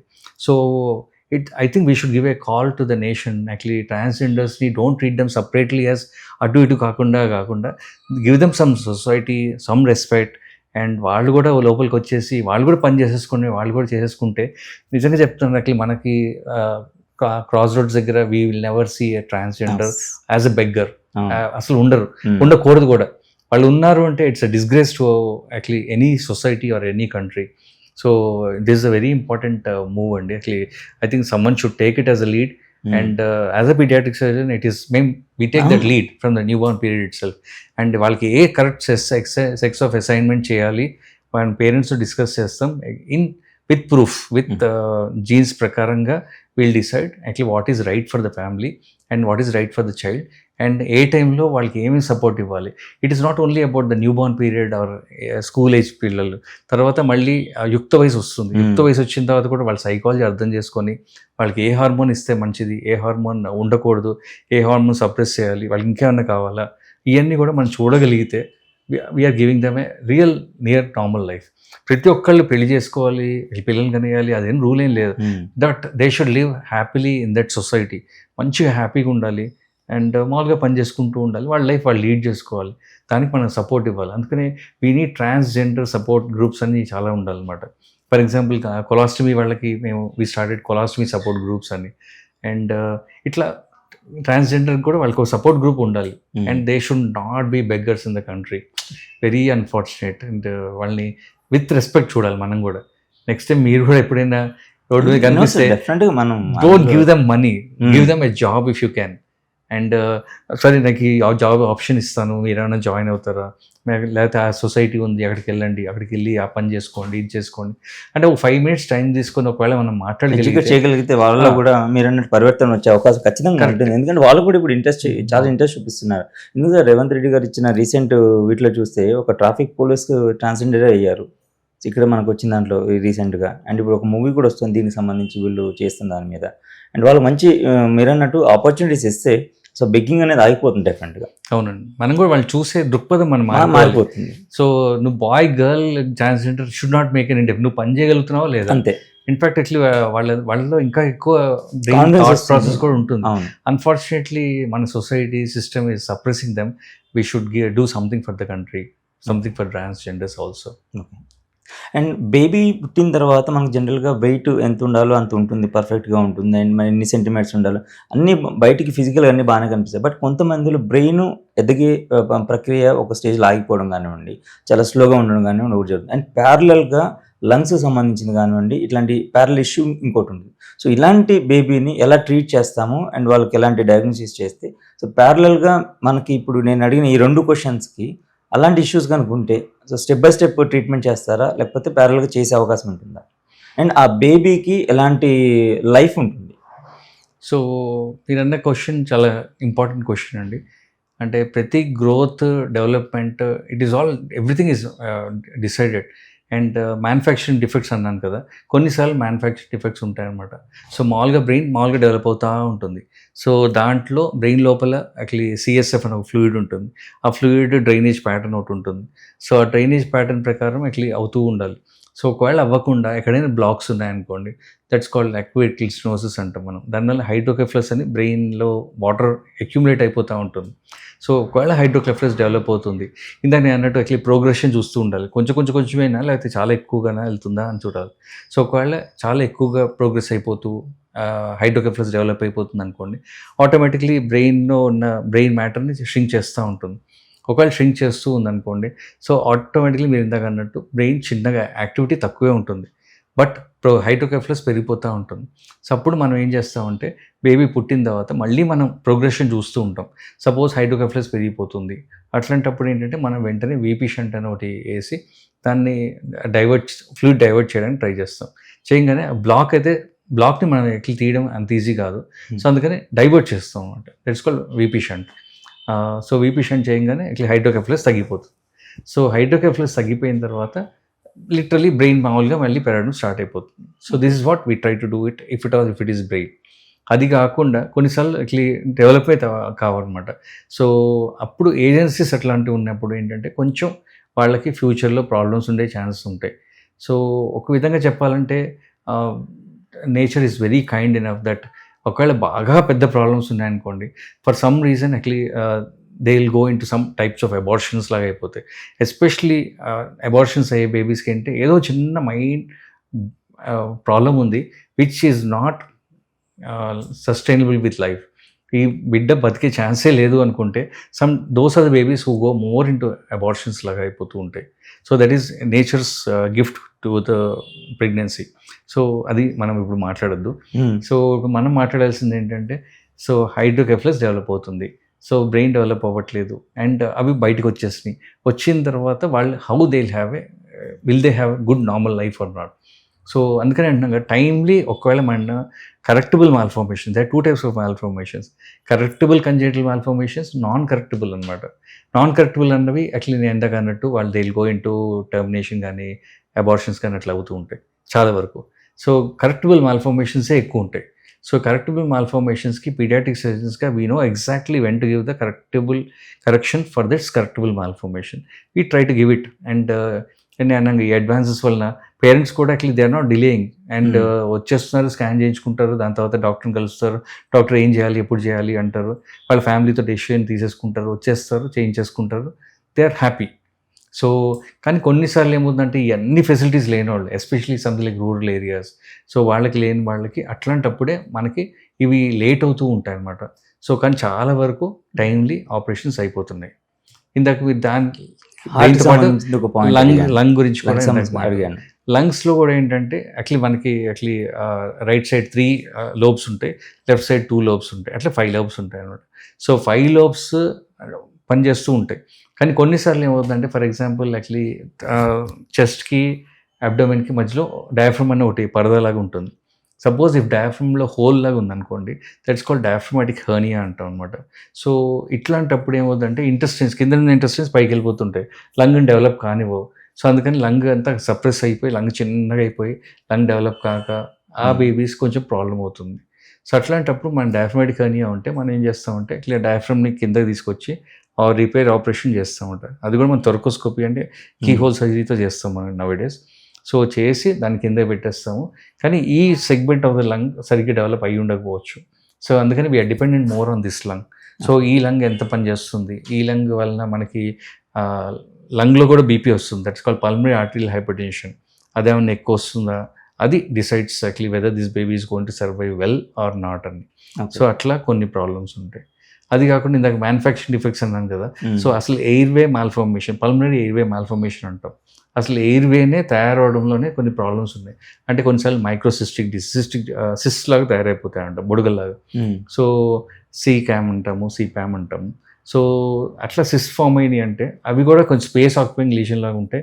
సో అవి కూడా they won't allow the lung to expand normally for every one. So అట్లాంటప్పుడు దాన్ని తీసేసే ఆపరేషన్ చేస్తే మనకి మిగిలిన పార్ట్ ఆఫ్ ద లంగ్ ఇట్లా అక్యుములేట్ యాక్చువల్లీ అందులో ఫిల్ అయిపోయి ఆ లంగ్ నార్మల్గా అయ్యే ఛాన్స్ ఉంటుంది. ఓకే. సో అట్లా కొన్ని ప్రాబ్లమ్స్ ఉంటాయి. ప్రాబ్లమ్స్కి luckily most of the problems are correctable malformations. We should appreciate nature for that. Okay. And బేబీకి పుట్టినప్పటి నుంచి హార్ట్లో హోల్ ఉంది అనే ఒకటి ఎక్కువ కన్సిస్ట్గా వింటూ ఉంటాం సార్. ఇప్పుడు ఎవ్రీ 10 బేబీస్లో సో ఒకరికి కూడా ఉంటుంది అనే ఛాన్సెస్ ఇది కూడా మనం కొన్ని స్ట్రాటజీలుగా చూసాం, చాలా వరకు విన్నాం మనం. సో అలా హార్ట్లో ఉన్న బేబీకి అది దానికి ఎలాంటి సర్జరీస్ చేసి మరి దాన్ని ఫుల్ఫిల్ చేయొచ్చు అండ్ ఏ స్టేజ్లో చేయొచ్చు ఒక పాయింట్. అండ్ ఇప్పుడు మా ఈ క్వశ్చన్తో పాటు మనం ప్రీవియస్ డిస్కస్ చేసిన వాటన్నింటికి కూడా so open surgery and laparoscopy and ఇప్పుడు రోబోటిక్ సర్జరీ ఏదైతే లేటెస్ట్ ఉందో సో వీటిలో ఏది ఎక్కువ ప్రిఫర్ చేయొచ్చు? ఎందుకంటే టెక్నాలజీ పెరుగుతుందంటే మన సర్జరీకి సంబంధించి ఎక్కువ డబ్బులు ఖర్చు అవుతాయి అనేది చాలామందిలో ఉన్న ఒక అపోహ కూడా అవుతుంది. అది బికాస్ అంటే రికవరీ రేట్ ఎక్కువ ఉంటుంది, చాలా తొందరగా రికవర్ అవుతారు అనేది మర్చిపోతున్నారు, ఖర్చు విషయం ఆలోచిస్తున్నారు. సో అందుకని ఎక్కువ కొంతమంది ఏం చేశారంటే దాని మీద అవగాహన లేక ఓపెన్ సర్జరీకి వెళ్ళిపోతున్నారు. సో మీరు యాజ్ ఎ పీడియాట్రిక్ సర్జన్ స్పెషలిస్ట్గా మీరు ఏది ప్రిఫర్ చేస్తారు? సో కమింగ్ టు హార్ట్ అండి, హార్ట్లో ఏంటంటే fetal heart physiology is totally different. అది it will convert into adult heart physiology after the child is born. ఎందుకంటే మనకి బేసికలీ ఏమవుతుందంటే లంగ్స్ పుట్టిన పిల్లల్లో లంగ్స్ పనిచేయట్లేదు. పుట్టని పిల్లల్లో పుట్టిన తర్వాతే ఫస్ట్ క్రై అంటాం కదా, ఫస్ట్ ఊపిరి, అదే ఫస్ట్ ఊపిరి అనమాట. అప్పుడే ఫస్ట్ టైం గాలి లోపలికి వెళ్తుంది. అప్పటిదాకా ఓన్లీ ఫ్లూయిడే ఉంటుంది లంగ్ అంతా. సో అప్పుడే సో అందుకని ఫీటల్ హార్ట్ ఫిజియాలజీ మొత్తం మారిపోతుంది అనమాట. సో ఫీటల్ హార్ట్లో ఎట్లా ఉంటుందంటే ఏట్రియం రైట్ లెఫ్ట్ ఉంటాయి, దానికి మధ్యలో ఒక హోల్ ఉంటుంది. వెంట్రికల్ దాని మధ్యలో ఒక హోల్ ఉంటుంది. అందరికీ నార్మల్గానే ఉంటుంది. తయారవుతున్నప్పుడు అది ఇంటర్ ఏట్రియల్ సెప్టమ్ అని తయారవుతూ ఉంటుంది. సో దాంట్లో 2 హోల్స్ ఉంటాయి, ఏట్రియంలో ఒకటి, వెంట్రికల్లో ఒకటి. సో ఏఎస్డి అంటాం, విఎస్డి అంటాం. సో ఆ హోల్స్ మెల్లగా పిల్లోడు పెద్దగా అవుతున్నప్పటి నుంచి మెల్లగా న్యాచురల్గా క్లోజ్ అయిపోతూ ఉంటాయి అన్నమాట. సో అదొక టైప్. అది కాకుండా ఇంకొకసారి ఏమవుతుందంటే కొన్ని సంవత్సరాలు అవుతున్నా కూడా ఆ హోల్ మధ్యలో అట్లానే ఉండి ఏ సైటోనిక్ హార్ట్ డిసీజ్ అంటాం మనం, అట్లా ఉండి అట్లానే ఉండిపోతుంది, తగ్గట్లేదు, ష్రింక్ అవ్వట్లేదు అంటే అట్లాంటప్పుడు అండ్ పీడియాట్రిక్ కార్డియాలజిస్ట్ అనే వాళ్ళు ఏం చేస్తారంటే actually from one of the vessel, ఒక వెజల్లోంచి బ్లడ్ వెజల్లోంచి వెళ్ళి దాంట్లో ఒక అంబ్రెల్లా అని ఒకటి వేసేసి దాన్ని క్లోజ్ చేస్తున్నారు కూడా. అంటే మీకు ఆపరేషన్ కూడా అక్కర్లేకుండా కూడా అయిపోతుంది. కానీ కొన్నిసార్లు అది వేయలేకపోతారు. అట్లాంటప్పుడు వాళ్ళు ఆ హార్ట్ ఆపరేషన్కి పీడియాట్రిక్ హార్ట్ సర్జన్స్ ఉంటారు, వాళ్ళ దగ్గరికి మేము పంపించిన తర్వాత వాళ్ళు అక్కడికి వెళ్ళి సర్జరీ చేయించుకుంటారు. దాని తర్వాత బాగానే ఉంటుంది. కానీ కొన్నిసార్లు ఓవర్ రైడింగ్ ఆఫ్ అయోటా లేదా కోయాక్టేషన్ ఆఫ్ అయోటా ఇట్లాంటివి కూడా ఉంటాయి. అవి కొంచెం కాంప్లెక్స్ ఆపరేషన్స్. బట్ వాటికి కూడా యాక్చువల్లీ కరెక్టబుల్ మాల్ఫార్మేషన్ కరెక్ట్ టైంలో అయిపోతే వాళ్ళకి కూడా రీజనబుల్లీ ఫెయిర్ నార్మల్ లైఫ్ ఉంటుంది. So this is all about the heart operations. So అందుకని ఇవన్నీ ఏంటంటే టైం ప్రకారం చేయించుకోగలిగితే కరెక్ట్గా ఉంటుంది. లేకపోతే ఏమవుతుందంటే actually reversal of blood flow అవుతుంది, దట్స్ కాల్డ్ ఐసెన్మెంగర్ సిండ్రోమ్. అట్లా అయిపోతే లేట్ అవుతున్న కొద్దీ మనకి ప్రాబ్లమ్స్ ఎక్కువైపోతూ ఉంటాయి. ఇందాక నేను అన్నాను కదా పల్మనరీ ఆర్టరీల్ హైపర్టెన్షన్, అవన్నీ కొంచెం డిఫికల్ట్ టు ట్రీట్ ప్రాబ్లమ్స్ అనమాట. అవన్నీ సెట్ అవ్వక ముందులే మనం చేసుకోగలిగితే ఈ హార్ట్ ఆపరేషన్స్కి చాలా మంచి రిజల్ట్స్ ఉంటాయి. సో అందుకని వాళ్ళు పీడియాట్రిక్ కార్డియాక్ సర్జన్ దగ్గరికి వెళ్ళగలిగితే they will get very good result. So ఇది కాకుండా ఇందాక మీరు అన్నట్టు చాలా ఇంపార్టెంట్ క్వశ్చన్ అండి. ఇప్పుడు ముందర ఓపెన్ ఆపరేషన్ ఉండేది, తర్వాత ఇప్పుడు ల్యాప్రోస్కోపీ అయింది, తర్వాత మధ్యలో యాక్చువల్లీ ఇప్పుడు కొత్తగా latest trend is all about robotic surgery. So open operations are time tested operations. And తర్వాత ఓపెన్ ఆపరేషన్స్ నుంచే మేము నేర్చుకున్న టెక్నాలజీని మేము ల్యాప్రోస్కోపీ అని కొత్తగా వచ్చిన టెక్నాలజీ కాబట్టి we started using keyhole operation. అంటే 3 కీ హోల్స్, ఒకటి చూడడానికి, ఒకటి రైట్ హ్యాండ్, ఒకటి లెఫ్ట్ హ్యాండ్ లాగా. అన్నీ ఒక 5mm 3mm ఇన్స్ట్రుమెంట్స్ ఉంటాయి. ఆ హోల్స్లోంచి మనం వెళ్ళి అదే ఆపరేషన్ ఏదైతే ఇంత పెద్ద కట్ చేసి మనం చేస్తున్నామో అదే ఆపరేషన్ మనం ఇంత చిన్న కీ హోల్ ఆపరేషన్స్ చేసి చేయగలుగుతున్నాం అనమాట. కాకపోతే దీంట్లో కొంచెం టైం ఎక్కువ పడుతుంది. బికాస్ ప్రెసిషన్ చాలా జాగ్రత్తగా ఉంటుంది. అంటే మన దగ్గర ఇట్లా టచ్ చేసేయట్లేదు. అక్కడ దూరం ఉన్న ఐటమ్స్ని మనం చూసుకుంటూ జాగ్రత్తగా దీన్ని టచ్ చేయకుండా కరెక్ట్గా ప్రెసిషన్తో చేస్తూ ఉండాలి. దీనికి మంచి మళ్ళీ లెర్నింగ్ స్కిల్ చాలా ఉంటుంది. సో మా పీజీ కోర్స్లో కానీ ఇవన్నీ మాకు టీచ్ చేస్తారు. చేసిన తర్వాత మనం కూడా ఇట్లా నేర్చుకుని ఇట్లా will become experts. Okay. So ఈ లాప్రోస్కోపీ ఇట్లా ఉండగా next technology is robotic surgery. So ఇందాక మనం అనుకున్నట్టు చాలామంది రోబో చేస్తుందా అంటారు. రోబో చేయట్లేదు, మనమే చేస్తున్నాము. కానీ ఏ టెక్నాలజీని వాడుకొని ఇంకా ఎక్కువ ప్రెసిషన్తో 15 times మ్యాగ్నిఫికేషన్తో అండ్ మూమెంట్ కూడా మన చెయ్యి ఏంటంటే ఇంతే మూవ్ అవ్వగలదు. కానీ రోబో ఎట్లా అంటే ఇట్లా వెనకాలకి కూడా వెళ్ళి ఇట్లా కూడా వెళ్ళి అన్నీ చేయగలదు అనమాట. సో వాటన్నిటితో మనకి ఏంటంటే ఇటువైపు ఇటువైపు చేయాల్సింది కూడా మనం చాలా ఈజీగా చేసేయగలుగుతాం. సో ఒక లాప్రోస్కోపీలో ఒక స్టిచ్ చేయాలి అంటే ఒక 3 నుంచి 5 నిమిషాలు పడుతుంది ఒక్క స్టిచ్ చేయడానికి కూడా. సో అదే రోబోటిక్తో ఓపెన్ ఆపరేషన్నే రోబోటిక్తో కన్వర్ట్ లాప్రోస్కోపీ కలిపేస్తే వచ్చింది రోబోటిక్ అన్నట్టుగా ఉంటుంది. సో అదేంటంటే మనం ఇట్లా అని వెంటనే అట్లా వేస్తూ ఉంటాం. వితిన్ 15 సెకండ్స్లో మన నెక్స్ట్ అయిపోతూ ఉంటుంది. సో ఈ విధంగా మన టైం కూడా తక్కువైపోతూ ఉంటుంది. సో ఈ టెక్నాలజీని వాడుకుంటూ మనం we're train to give the best possible precision to all children. And blood loss ఉండదు మెయిన్ థింగ్.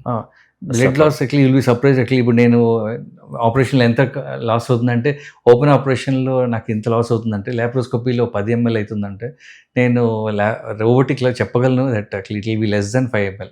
5 ml కూడా అట్లా మేబీ పోర్ట్స్ పెట్టినప్పుడు ఏమైనా అవుతుందేమో కానీ లోపలికి వెళ్ళిన తర్వాత అసలు ఎందుకంటే మనకి మ్యాగ్నిఫికేషన్ వచ్చేప్పటికి ఏంటంటే కొంచెం రక్తం కారినా సరే మనకి భయం తొందరగా రియాక్ట్ అయిపోతాం. సో ఓపెన్ ఆపరేషన్లో పర్లేదు కొంచెం కొంచెం స్లోగానే ఉంటుంది రియాక్షన్స్. సో రోబోటిక్లో ఏంటంటే మనకి ఫీల్డ్ కూడా పాడైపోతూ ఉంటుంది. సో అందుకని కొంచెం అంటే ఒక చుక్క గారితేనే చాలా ఎక్కువ గారిపోయినట్టు ఉంటుంది అనమాట. సో అందుకని అసలు అది అవ్వనివ్వం అసలు. ఫస్ట్ ఆఫ్ ఆల్ మనకి స్పాయిల్ అయిపోతుంది image, vision. So and technology ఎంత బాగుంటుంది దట్ అసలు మీరు ఒకరిని చుక్క కూడా అయ్యో అంత పోయిందా చుక్క పోయిందా అన్నట్టు ఉంటుంది అనమాట. సో అందుకనే అంత బాగా చేస్తారు. ప్రెసిషన్ చాలా చాలా చాలా ఇంప్రూవ్ అయిపోతుందండి. ఎప్పుడైనా మన ప్రెసిషన్తో ఏదైనా ఇవ్వగలిగితే that result is going to be super success. And ఇంకొక క్వశ్చన్ సార్, ఇది చాలామంది పేరెంట్స్లో ఒక యాంగ్జైటీకి సంబంధించిన క్వశ్చన్. కంపేరిటివిటీ, మన పిల్లల్ని పక్క పిల్లలతో కంపేర్ చేసి మాట్లాడే అది కూడా తీసుకొచ్చి ఏంటంటే డాక్టర్ ముందు కూర్చోబెట్టి మాట్లాడుతుంటారు. వాళ్ళు బేబీని ఎందుకు తీసుకొస్తారు, ఒక చిన్న బాబుని కానీ పాపను కానీ తీసుకొస్తారు, వాడే ఆడుకుంటూ వేస్తుంటాడు. బట్ క్వశ్చన్ ఏం వేస్తారంటే పీడియాట్రిషియన్ దగ్గర తీసుకొచ్చినప్పుడు, సార్ మా పాప లేదా మా బాబు పక్కవాడి కంటే చాలా స్లోగా ఉంది, యాక్టివిటీ స్లోగా చేస్తుంది, చాలా తక్కువ యాక్టివ్గా ఉంది, అండ్ ఐక్యూ లెవెల్ చాలా ఇదిగా ఉంది, వాడు అప్పుడే సెకండ్ టేబుల్ చెప్పేస్తున్నాడు, మా పాపకి అసలు నెంబర్స్ కూడా రావడం లేదు, వాడు అప్పుడే రైమ్స్ అని చెప్పేస్తున్నాడు, మా పాపకి ఏదైనా చెప్తే వెంటనే మర్చిపోతుంది. సో ఐక్యూ లెవెల్కి సంబంధించి చాలా కంప్లైంట్స్ వస్తూ ఉంటాయి. సో ఇలాంటి కంప్లైంట్స్ వచ్చినప్పుడు సో మీరు ఎలా ట్రీట్ చేస్తారు, వాళ్ళకి ఎలా ఎడ్యుకేట్ చేస్తారు పేరెంట్స్కి? ఇది చాలా చాలా వ్యాలిడ్ అండి. సో చాలామంది ఏంటంటే మన దగ్గరికి వస్తారు, వచ్చి అంటే ఇంట్రెస్టింగ్ పార్ట్ ఏంటంటే వాళ్ళు పిల్లలు ఇద్దరు పిల్లలు ఉంటారు. అండ్ కొంత జాయింట్ ఫ్యామిలీ ఉందంటే మా అన్నయ్య పిల్లలు ఇట్లా ఉన్నారు, మా అక్కయ్య పిల్లలు ఇట్లా ఉన్నారు, అట్లా కూడా ఉంటాయి అనమాట. అండ్ అది ఫిజికల్ కంపారిజన్ కూడా ఉండొచ్చు, మెంటల్ కంపారిజన్ కూడా ఉండొచ్చు, ఏదైనా ఉండొచ్చు. అండ్ సో అందుకనే ఏంటంటే ఐ ఆల్వేస్ టెల్ పేరెంట్స్ అట్లా అస్సలు కంపేర్ చేసుకోకండి. అండ్ ఒకే ఫ్యామిలీలో ఉన్న ఇద్దరు అన్నదమ్ముల్ని కూడా కంపేర్ చేసుకోకూడదు. ఎందుకంటే వీడి జీన్స్ ఒకటి కాదు, కొంచెం అటు సైడ్ నుంచి వచ్చి ఉండొచ్చు, ఎక్కడి నుంచి అయినా వచ్చి ఉండొచ్చు. అంటే గ్రాండ్ పేరెంట్స్ వాళ్ళకి జీన్స్ కూడా వస్తాయి, ఎక్కడి నుంచి అయినా వాళ్ళకి జీన్స్ రావచ్చు. సో ఆ జీన్ ప్రకారంగా everything will be there. And ఇంకొకటి ఒక్కొక్కళ్ళ గ్రోత్ ఒక్కొక్క ఫేజ్లో ఉంటుంది. So not every person is same. And ఏంటంటే మొన్నే ఇంకోళ్ళు వచ్చి అస్సలు గుర్తుండట్లేదు డాక్టర్ అని.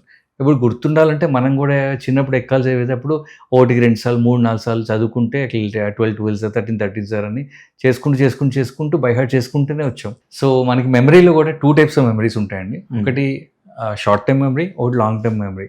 షార్ట్ టర్మ్ మెమరీలో 2-3 times మనం వాడుతూ రివైజ్ చేస్తూ ఉంటే it will go into long term memory.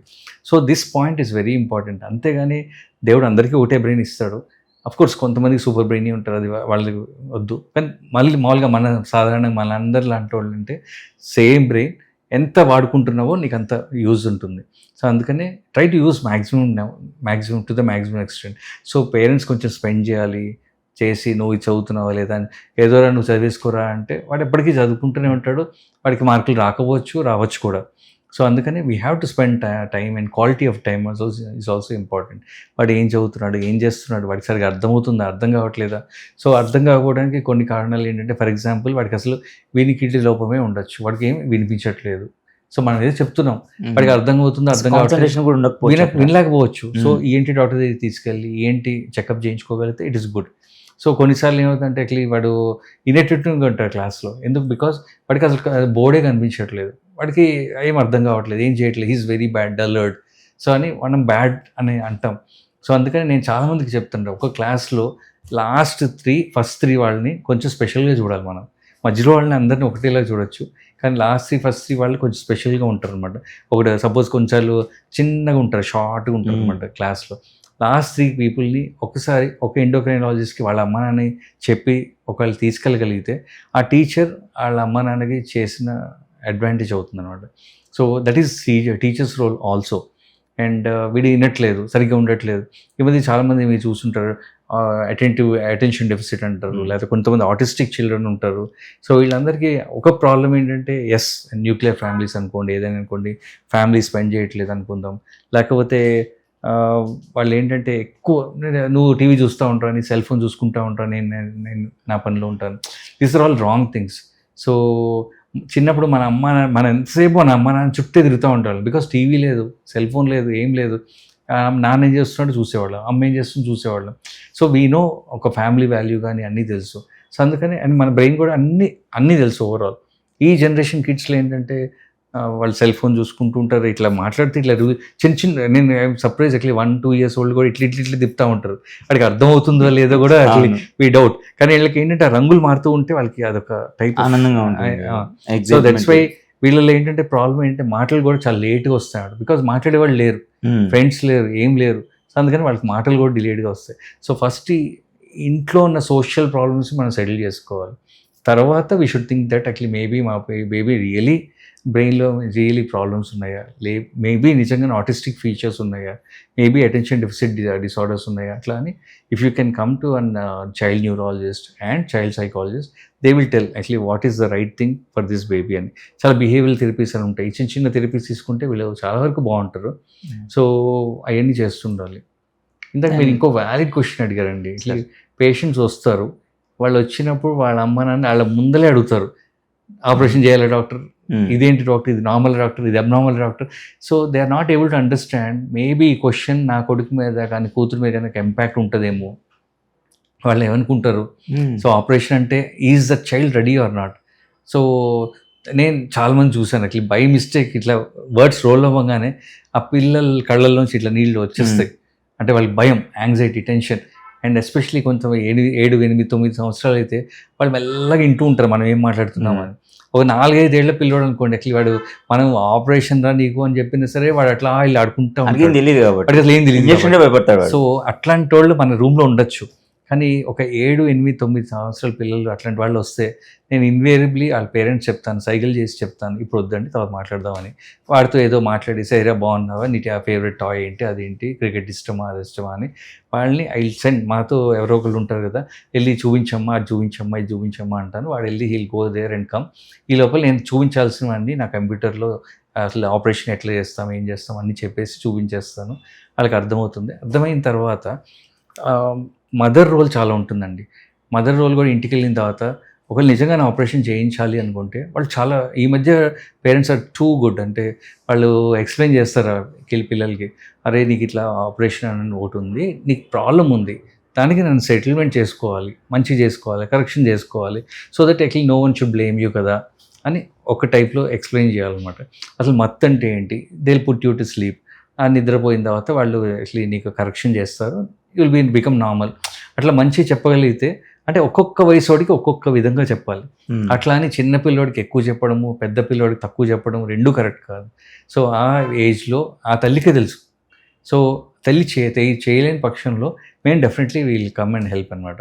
So అందుకని ఒక పిల్లోడు నా దగ్గరికి ఆపరేషన్కి రావాలంటే ఫస్ట్ కన్సల్టేషన్, దాని తర్వాత పేరెంట్స్, తర్వాత గ్రాండ్ పేరెంట్స్, తర్వాత పిల్లోడు, వీళ్ళందరూ వచ్చి తర్వాత 1-2 సార్లు మాట్లాడుకున్న తర్వాతే they'll be ready to come for a surgery. And we should not force anyone for surgery. And తొందరపడి చేయకూడదు, తొందరపడి వాళ్ళు కూడా చేయించుకోరు కూడా. సో పిల్లోడిని తీసుకురావాలంటే చాలా ఉంటుంది. అట్లనే ఒక ఇన్సిడెంట్ చెప్తాను. ఒకసారి ఏమైందంటే ఒక పిల్లోడు ఒక 12-13 ఏళ్ళు ఉంటాడు. వాడి చేతిలో నేను చూసుకోలేదు, వాడి చేతిలో ఒక సెల్ ఫోన్ ఉంది. సో వాళ్ళు పేరెంట్స్ ఇచ్చారు, వాడు కూడా బిజీగా ఉన్నాడు, అటు ఇట్లా చూస్తున్నాడు. చూసిన తర్వాత కొంచెంసేపు నేను ఏదో మాట్లాడలేం కిందనే వెంటనే వాడు గూగుల్ చేసి ఇదేంటి అని is looking at me and is telling this. తర్వాత నాకు అర్థమైంది వీడి ముందర ఏం మాట్లాడుకోదండి, మీరు ఏం మాట్లాడుతున్నారు గూగుల్ చేసేస్తే మొత్తం చెప్పేస్తున్నాడు. తర్వాత ఇంకా నాకు అర్థమైంది బై మిస్టేక్ వాడి సెల్ ఫోన్ చేతిలో ఉంది అని. వెంటనే యాక్చువల్లీ నేను కట్ చేసి వాడికి తగ్గట్టుగా మంచిగా మాట్లాడేసి తర్వాత నెక్స్ట్ కౌన్సిలింగ్లో వాళ్ళ పేరెంట్స్ మళ్ళీ పిలిపించుకున్నాను అనమాట. అట్లా సో కిడ్స్లో సైకాలజీ చాలా చాలా important. We have to understand వాడికి ఏం కావాలి, ఎట్లా చేయాలి, వాడికి ఎప్పుడు అంటే వాడికి ఫీలింగ్స్ కూడా చూస్తూ ఉండాలి. Not every child is same అండి. ఒక పిల్లోడు ఉంటాడు, వాడు ప్యాంట్ ఇట్లా దులుపుకొని ఇట్లా వెళ్ళి ఆడుకుంటాడు, ఇట్లా వెళ్ళిపోతూ ఉంటాడు.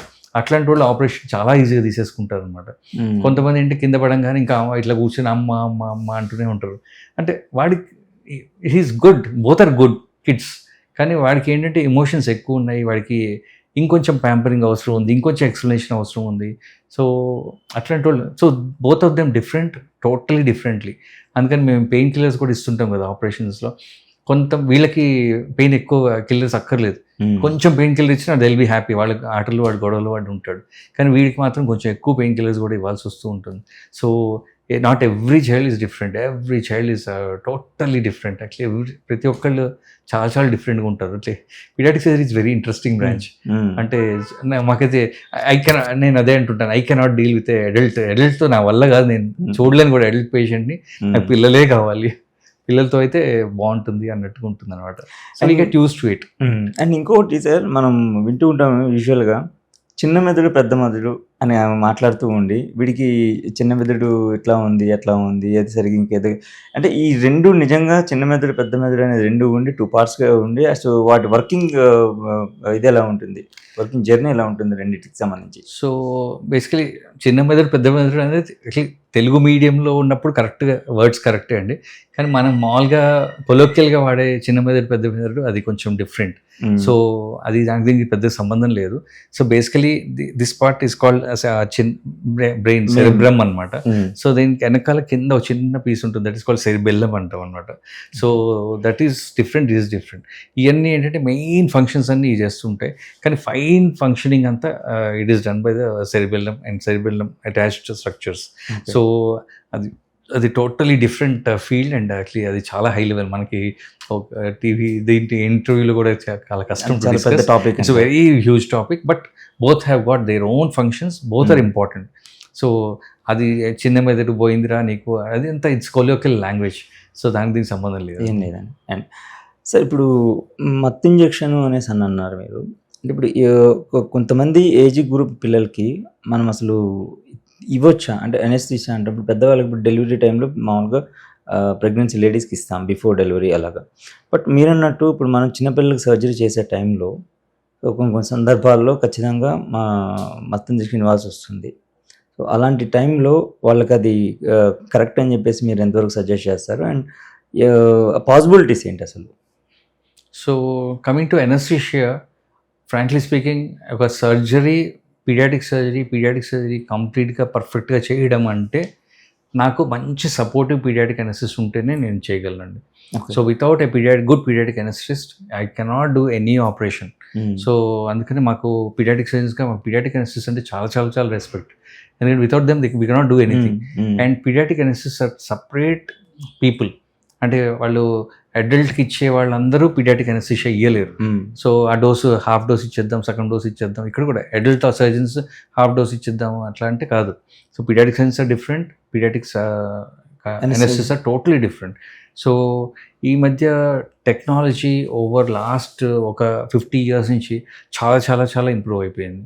So and any paediatric hospital వేరే paediatrics are there only in paediatric hospitals అనమాట, children's where mother and child is there. So అట్లాంటి హాస్పిటల్స్లో we have a separate set of team of paediatric అనెసిస్. సో వాళ్ళే ఈ అనెసిషియా ఇవ్వగలరు. They know exactly అంటే మైక్రో గ్రామ్స్లో ఇవ్వాలన్నమాట. కరెక్ట్గా ఎప్పుడు ఏది ఎంత ఇవ్వాలి అట్లా ఇచ్చేస్తారు. సో ఇచ్చి ఎంత ఇవ్వాలి అంతే ఇస్తారు, ఎక్స్ట్రా కొంచెం కూడా ఇవ్వరు, తక్కువ కూడా ఇవ్వరు. సో బికాస్ పిల్లోడు కొంచెం కూడా కదలకూడదు అనమాట. సో అడల్ట్లో అయితే కొంచెం స్పైనల్ వెన్నుపూసలో ఇచ్చేస్తారు, అవన్నీ చేస్తారు. కానీ చిన్నపిల్లలు కోఆపరేట్ చేయరు. సో వాళ్ళని టోటల్గా డిఫరెంట్గా ట్రీట్ చేయాలి. వాళ్ళు ఇచ్చే అనెస్థీషియా వేరే ఉంటుంది, వాళ్ళకి ఇంట్యుబేషన్ కూడా చాలా కష్టం. యాక్చువల్లీ వాళ్ళు స్పెషలైజ్డ్ పీపుల్ ఉంటారు. సో వాళ్ళు ఇచ్చే anaesthesia is the best anaesthesia. So ఏ టైప్ ఆఫ్ ఆపరేషన్కి తగ్గట్టుగా ఆ టైప్ ఆఫ్ అనెస్థీషియా ఇస్తారు వాళ్ళు. So paediatric anaesthesia is very important. And at the same time actually anaesthesia నుంచి recovery, so post operative period is also చాలా చాలా important. So అందుకని స్పెషలైజ్డ్ పిఐసియూస్ ఎన్ఐసియూస్ ఉంటాయి మాకు, వేర్ వీళ్ళని ఎట్లా చూసుకోవాలి అనేది వాళ్ళకి మాత్రమే క్లియర్గా తెలుసు. అండ్ చాలా డెలికేట్ ఉంటారు పిల్లలు, మనలాగా అడల్ట్స్ లాగా అంత వైలెంట్గా ఉంటారు. సో దే కొంచెం మిస్టేక్ అయినా సరే it can be very catastrophic. So అందుకని actually every minute, every second, every alarm, everything is very very important in paediatric surgery and post operative care అనమాట. So we take very good care. Okay. And మీరు ఎప్పుడప్పుడు వినుంటారు actually NSS వచ్చి అడుగుతూ ఉంటారు, మీరు వైశ్యాస అండి అట్లా అడుగుతారు అనమాట. బేసికలీ ఏమవుతుందంటే వైశ్యాస్లో ఒక ఎంజైమ్ ఉండదు అనమాట. సో బికాజ్ ఆ ఎంజైమ్ ఉండదు కాబట్టి యాక్చువల్లీ కొన్ని medicines will try to avoid, లేకపోతే వాళ్ళు ప్రొలాంగ్డ్ ఎనస్థీషియాలోకి వెళ్ళిపోతారు. సో అందుకనే యాక్చువల్లీ అట్లా అది ఒక్కటే అడుగుతారు అనమాట. బట్ అదర్వైజ్ యాక్చువల్లీ ఇప్పుడు ఈ కాలంలో boy girl actually sex creed ఏమి క్యాస్ట్ క్రీడ్ అట్లా ఏం డిఫరెన్స్ ఏం లేవు. ఓకే. అండ్ మనకు సోషలైజ్డ్ క్వశ్చన్ సార్, ఇది మనం జనరల్గా చెప్పాల్సిన సందర్భం కూడా, అండ్ మీరు చెప్తే కన్వే అవ్వడం కూడా వేరే ఇదిగా ఉంటుంది. చాలామంది లైఫ్ స్టైల్, ఇప్పుడున్న లైఫ్ స్టైల్లో లేట్ మ్యారేజెస్ ఒకటి, అండ్ వంశపారంపర్యంగా చూసుకున్నట్లయితే మైనర్కులు చేసుకునే సందర్భాలు కొన్ని వస్తూ ఉంటాయి. సో ఇలాంటి వాళ్ళకి డెలివరీ టైంలో తెలియకపోయినా కూడా బేబీ పుట్టిన తర్వాత మేనరికం వల్ల వచ్చిన ఇష్యూస్ కొన్ని ఉంటుంటాయి, అండ్ లైఫ్ స్టైల్ వల్ల వచ్చిన ఇష్యూస్ కొన్ని ఉంటాయి. సో అప్పుడు పేరెంట్స్ అప్పటి వరకు ఉన్న విధానం ఒక రకంగా ఉంటే, ఎప్పుడైతే ఒక బేబీని ఇష్యూ తోటి పీడియాట్రిషియన్ దగ్గర తీసుకొచ్చినప్పుడు, సో డాక్టర్తో వాళ్ళు డీల్ చేసే విధానం, ఆ లాంగ్వేజ్, ఆ బిహేవియర్ చాలా డిఫరెంట్గా ఉంటుంది. అంటే ఒక డాక్టర్ అనేది మర్చిపోయి వాళ్ళు బిహేవియర్ చాలా, అంటే క్వశ్చనింగ్ కూడా చాలా హార్ష్గా ఉంటుంది. సో ఇలాంటి కేసెస్ని ఎలా డీల్ చేస్తారు, అండ్ అసలు వాళ్ళు ఎంత రెస్పాన్సిబుల్గా ఉండాలి ఈ విషయంలో పర్టికులర్గా? మీరు స్టార్ట్ చేసినప్పుడు అట్లా అన్నారు ఏజ్. ఈ మధ్య ఏంటంటే మా టైంలో ఎట్లా ఉండంటే 25, 26, 27 వచ్చేస్తే అట్లా అబ్బాయికి పెళ్ళి అయిపోవాలి. ఇంకా కొంచెం ఊళ్ళల్లో అంటే అట్లా కొంచెం ఇంకా తొందరగా 21, 22 అట్లా మ్యారేజబుల్ ఏజ్ నుంచే పెళ్లి చేసేసుకుంటారు. సో అప్పుడు థింగ్స్ ఆర్ వెరీ ఫైన్ అనమాట. అట్లా అప్పుడు బాడీ సిస్టమ్ అన్నీ పర్ఫెక్ట్గా ఉంటాయి. ఇప్పుడు ఈ అర్బన్ సొసైటీలో ఏమవుతుందంటే సిటీస్ లైఫ్లో మనం తినే ఫుడ్ కూడా వేరేగా ఉంది. దానివల్ల కూడా యాక్చువల్లీ మనకు వచ్చే చేంజెస్ చాలా ఉంటాయి. అది కాకుండా ఏజ్ పెరుగుతున్న కొద్దీ ఆటోమేటిక్లీ కొంచెం బాడీలో ఏజింగ్ స్టార్ట్ అయిపోతుంది ఆటోమేటిక్. సో దానివల్ల కూడా యాక్చువల్లీ వాళ్ళకి, అండ్ కొంతమంది they don't want to conceive only, actually వాళ్ళకి ఇప్పుడు పిల్లలు వద్దు, నాకు అసలు ఇంకా లైఫ్లో సెటిల్ అవ్వాలి అంటే, నిజం చెప్పాలంటే ఎవరు సెటిల్ కారు మన లైఫ్లో. సో అయినా సరే అది అర్థం చేసుకోకుండా ఇంకా లైఫ్లో సెటిల్ అవ్వాలి, ఇంకా అది కావాలి, ఇంకా అనవసరమైన మందులు వాడేసి ఏదో ఒకటి చేసి ప్రోస్పోన్ చేసుకుంటూ ఉంటారు. వాళ్ళ వల్ల కూడా యాక్చువల్లీ ఫర్టిలిటీ ప్రాబ్లమ్స్ కూడా చాలా వచ్చేస్తున్నాయి. సో అది that's totally different field, fertility issues and all. అది కాకుండా because of all these abnormal things Atlee, అంటే ఈవెన్ సమ్ లేడీస్ కానీ మెన్ కానీ they still consume. Atlee smoking టైంలో కూడా, ప్రెగ్నెన్సీ టైంలో కూడా స్మోకింగ్ చేయొచ్చు, ఆల్కహాల్ తాగొచ్చు. వీటి వల్ల కూడా ప్రాబ్లమ్స్ చాలా వచ్చేస్తుంటాయి, దాని రిలేటెడ్ ప్రాబ్లమ్స్. సో అది కూడా totally separate section that we won't discuss now. So ఇది కాకుండా ఇట్లాంటి ప్రాబ్లమ్స్ అన్నీ వస్తుంటాయి.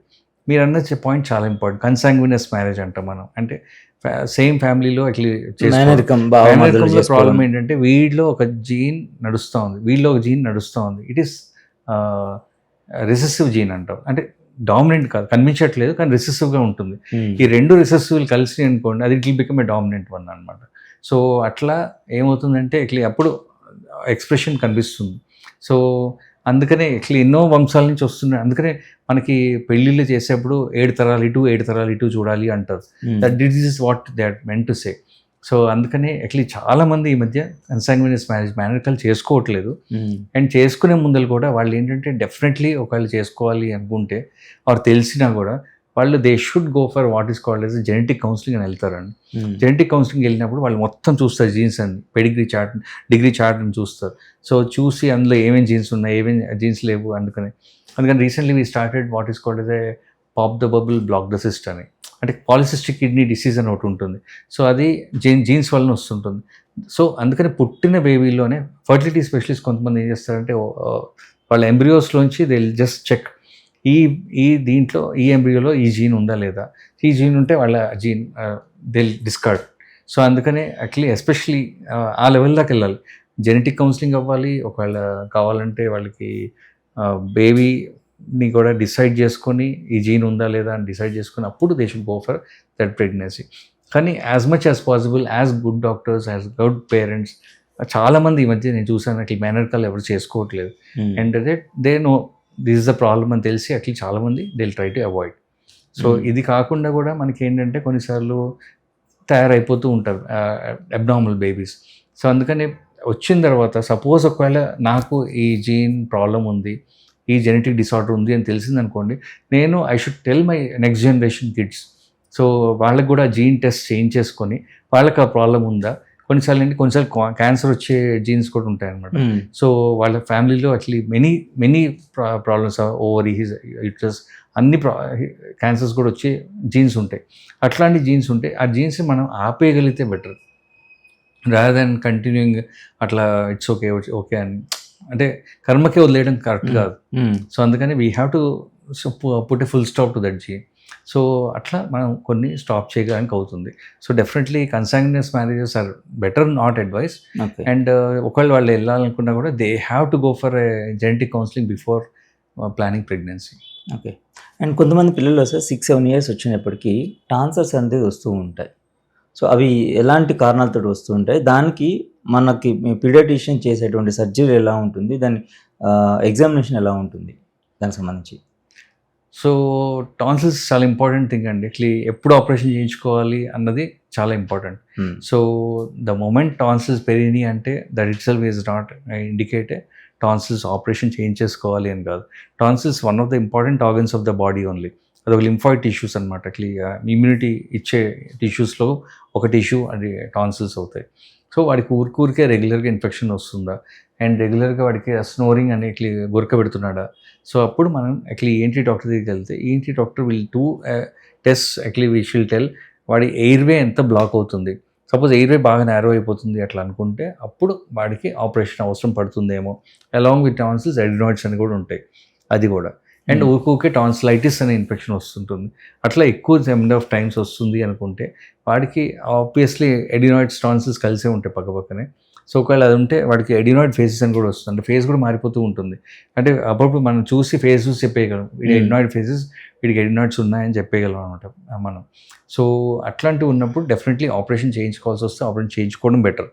సో కానీ అందరికీ మనం వెంటనే టాన్సిల్స్ ఒకసారి వచ్చి ఇన్ఫెక్షన్ వచ్చిందంటే టాన్సిలెక్టమీ చేయాలి అట్లా అయితే ఏం లేదు. సో అందుకని actually as a ENT doctor they will decide, they will see when adenoids should be remove, tonsil should be remove, కలిసి తీయాలా విడివిడిగా తీయాలా అని కూడా they will decide. Okay. And ఫైనల్గా మీరు సొసైటీకి సంబంధించి అండ్ పిల్లలకు సంబంధించి ఎటువంటి జాగ్రత్త తీసుకోవాలి, పేరెంట్స్ ఏం చెప్తారు దీనికి సంబంధించి? పిల్లలు రియలీ స్పీకింగ్ ఒక ఫ్యామిలీ స్టార్ట్ చేసిన తర్వాత మనకి నేచర్ ఇచ్చిన గిఫ్ట్. సో వాళ్ళని అశ్రద్ధ చేయకూడదు. బేసికలీ వాళ్ళని కనీసం పడేసాం కాకుండా కన్నాము, వాళ్ళకి ఏమేమి ఇవ్వాలి. So starting from psychological growth అంటే వాళ్ళకి నేను టైం స్పెండ్ చేయాలి. సో కిడ్స్ ఏంటంటే యాక్చువల్లీ మీరు ఆ బొమ్మ చూసారో లేదో, ఒక కిడ్ నాన్న ఫేస్ ఉంటుంది, ఒక కిడ్ ఇట్లా ఉంటుంది, ఇట్లా చూస్తుంటాడు. లిటరల్లీ హీల్ బి రీడింగ్ నాన్న లైక్ ఎ బుక్. సో నాన్న చేసేవన్నీ వాడు చూసుకుంటూ ఉంటాడు. సో అందుకనే actually to be a good father is like actually వాడికి మంచిగా చూపిస్తూ ఉండాలి నేను మంచి నాన్నని.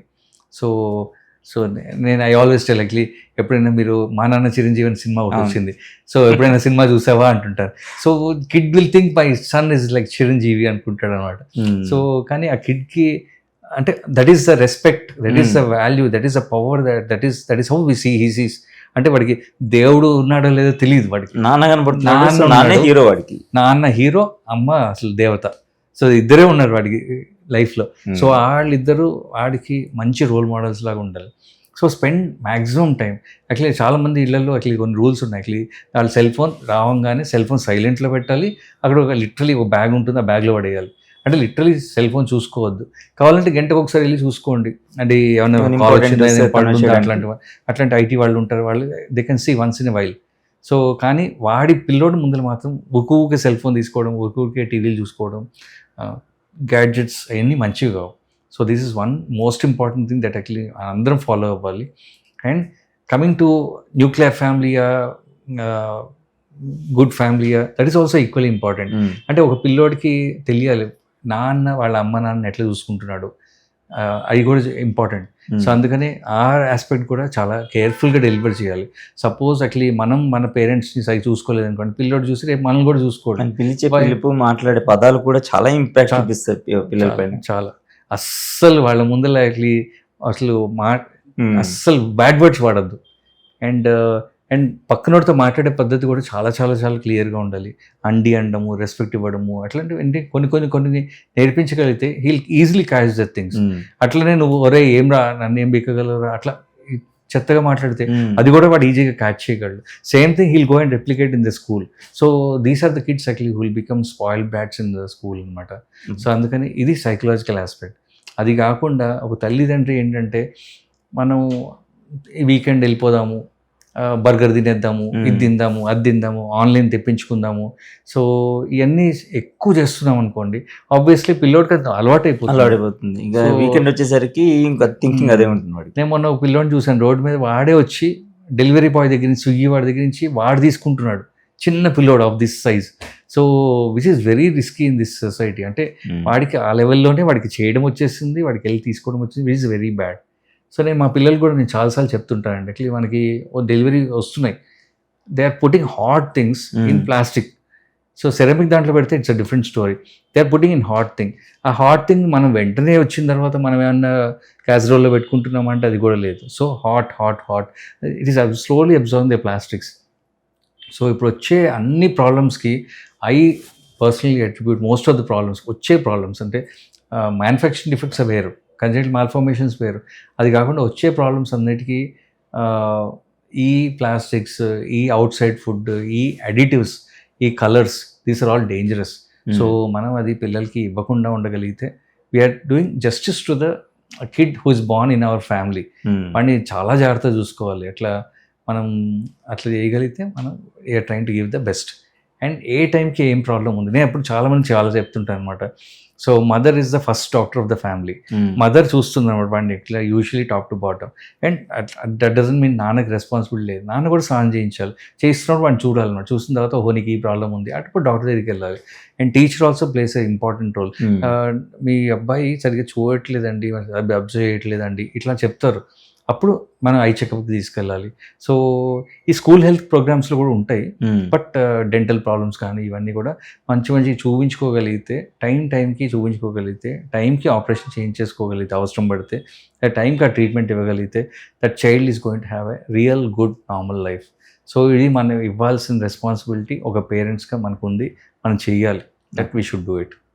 అండ్ ఇంకొక క్వశ్చన్ సార్, ఇప్పుడు ఓపెన్ సర్జరీకి సంబంధించి అడ్వాంటేజెస్ ఎక్కువ ఉన్నాయా, లేకపోతే ల్యాప్రోస్కోపీకి సంబంధించి ఉన్నాయా, అండ్ రోబోటిక్ సర్జరీ ఇప్పుడు ప్రజెంట్ ఏదైతే లేటెస్ట్ ట్రెండ్ అండ్ ఎక్కువ మంది ప్రిఫర్ చేస్తున్నది ఏదైతే ఉందో, సో దీనికి అడ్వాంటేజెస్ ఏంటి, ఈ మూడింటికి సంబంధించి మీరేం చెప్తారు? ఇందాక మనం అనుకున్నట్టుగా ఓపెన్ సర్జరీ ఎప్పటి నుంచో నడుస్తుంది. It has time tested and it results అయితే పర్ఫెక్ట్ ఉంటాయండి. సో అది అందరు సర్జన్స్గా మేము అందరం బిలీవ్ చేస్తాం.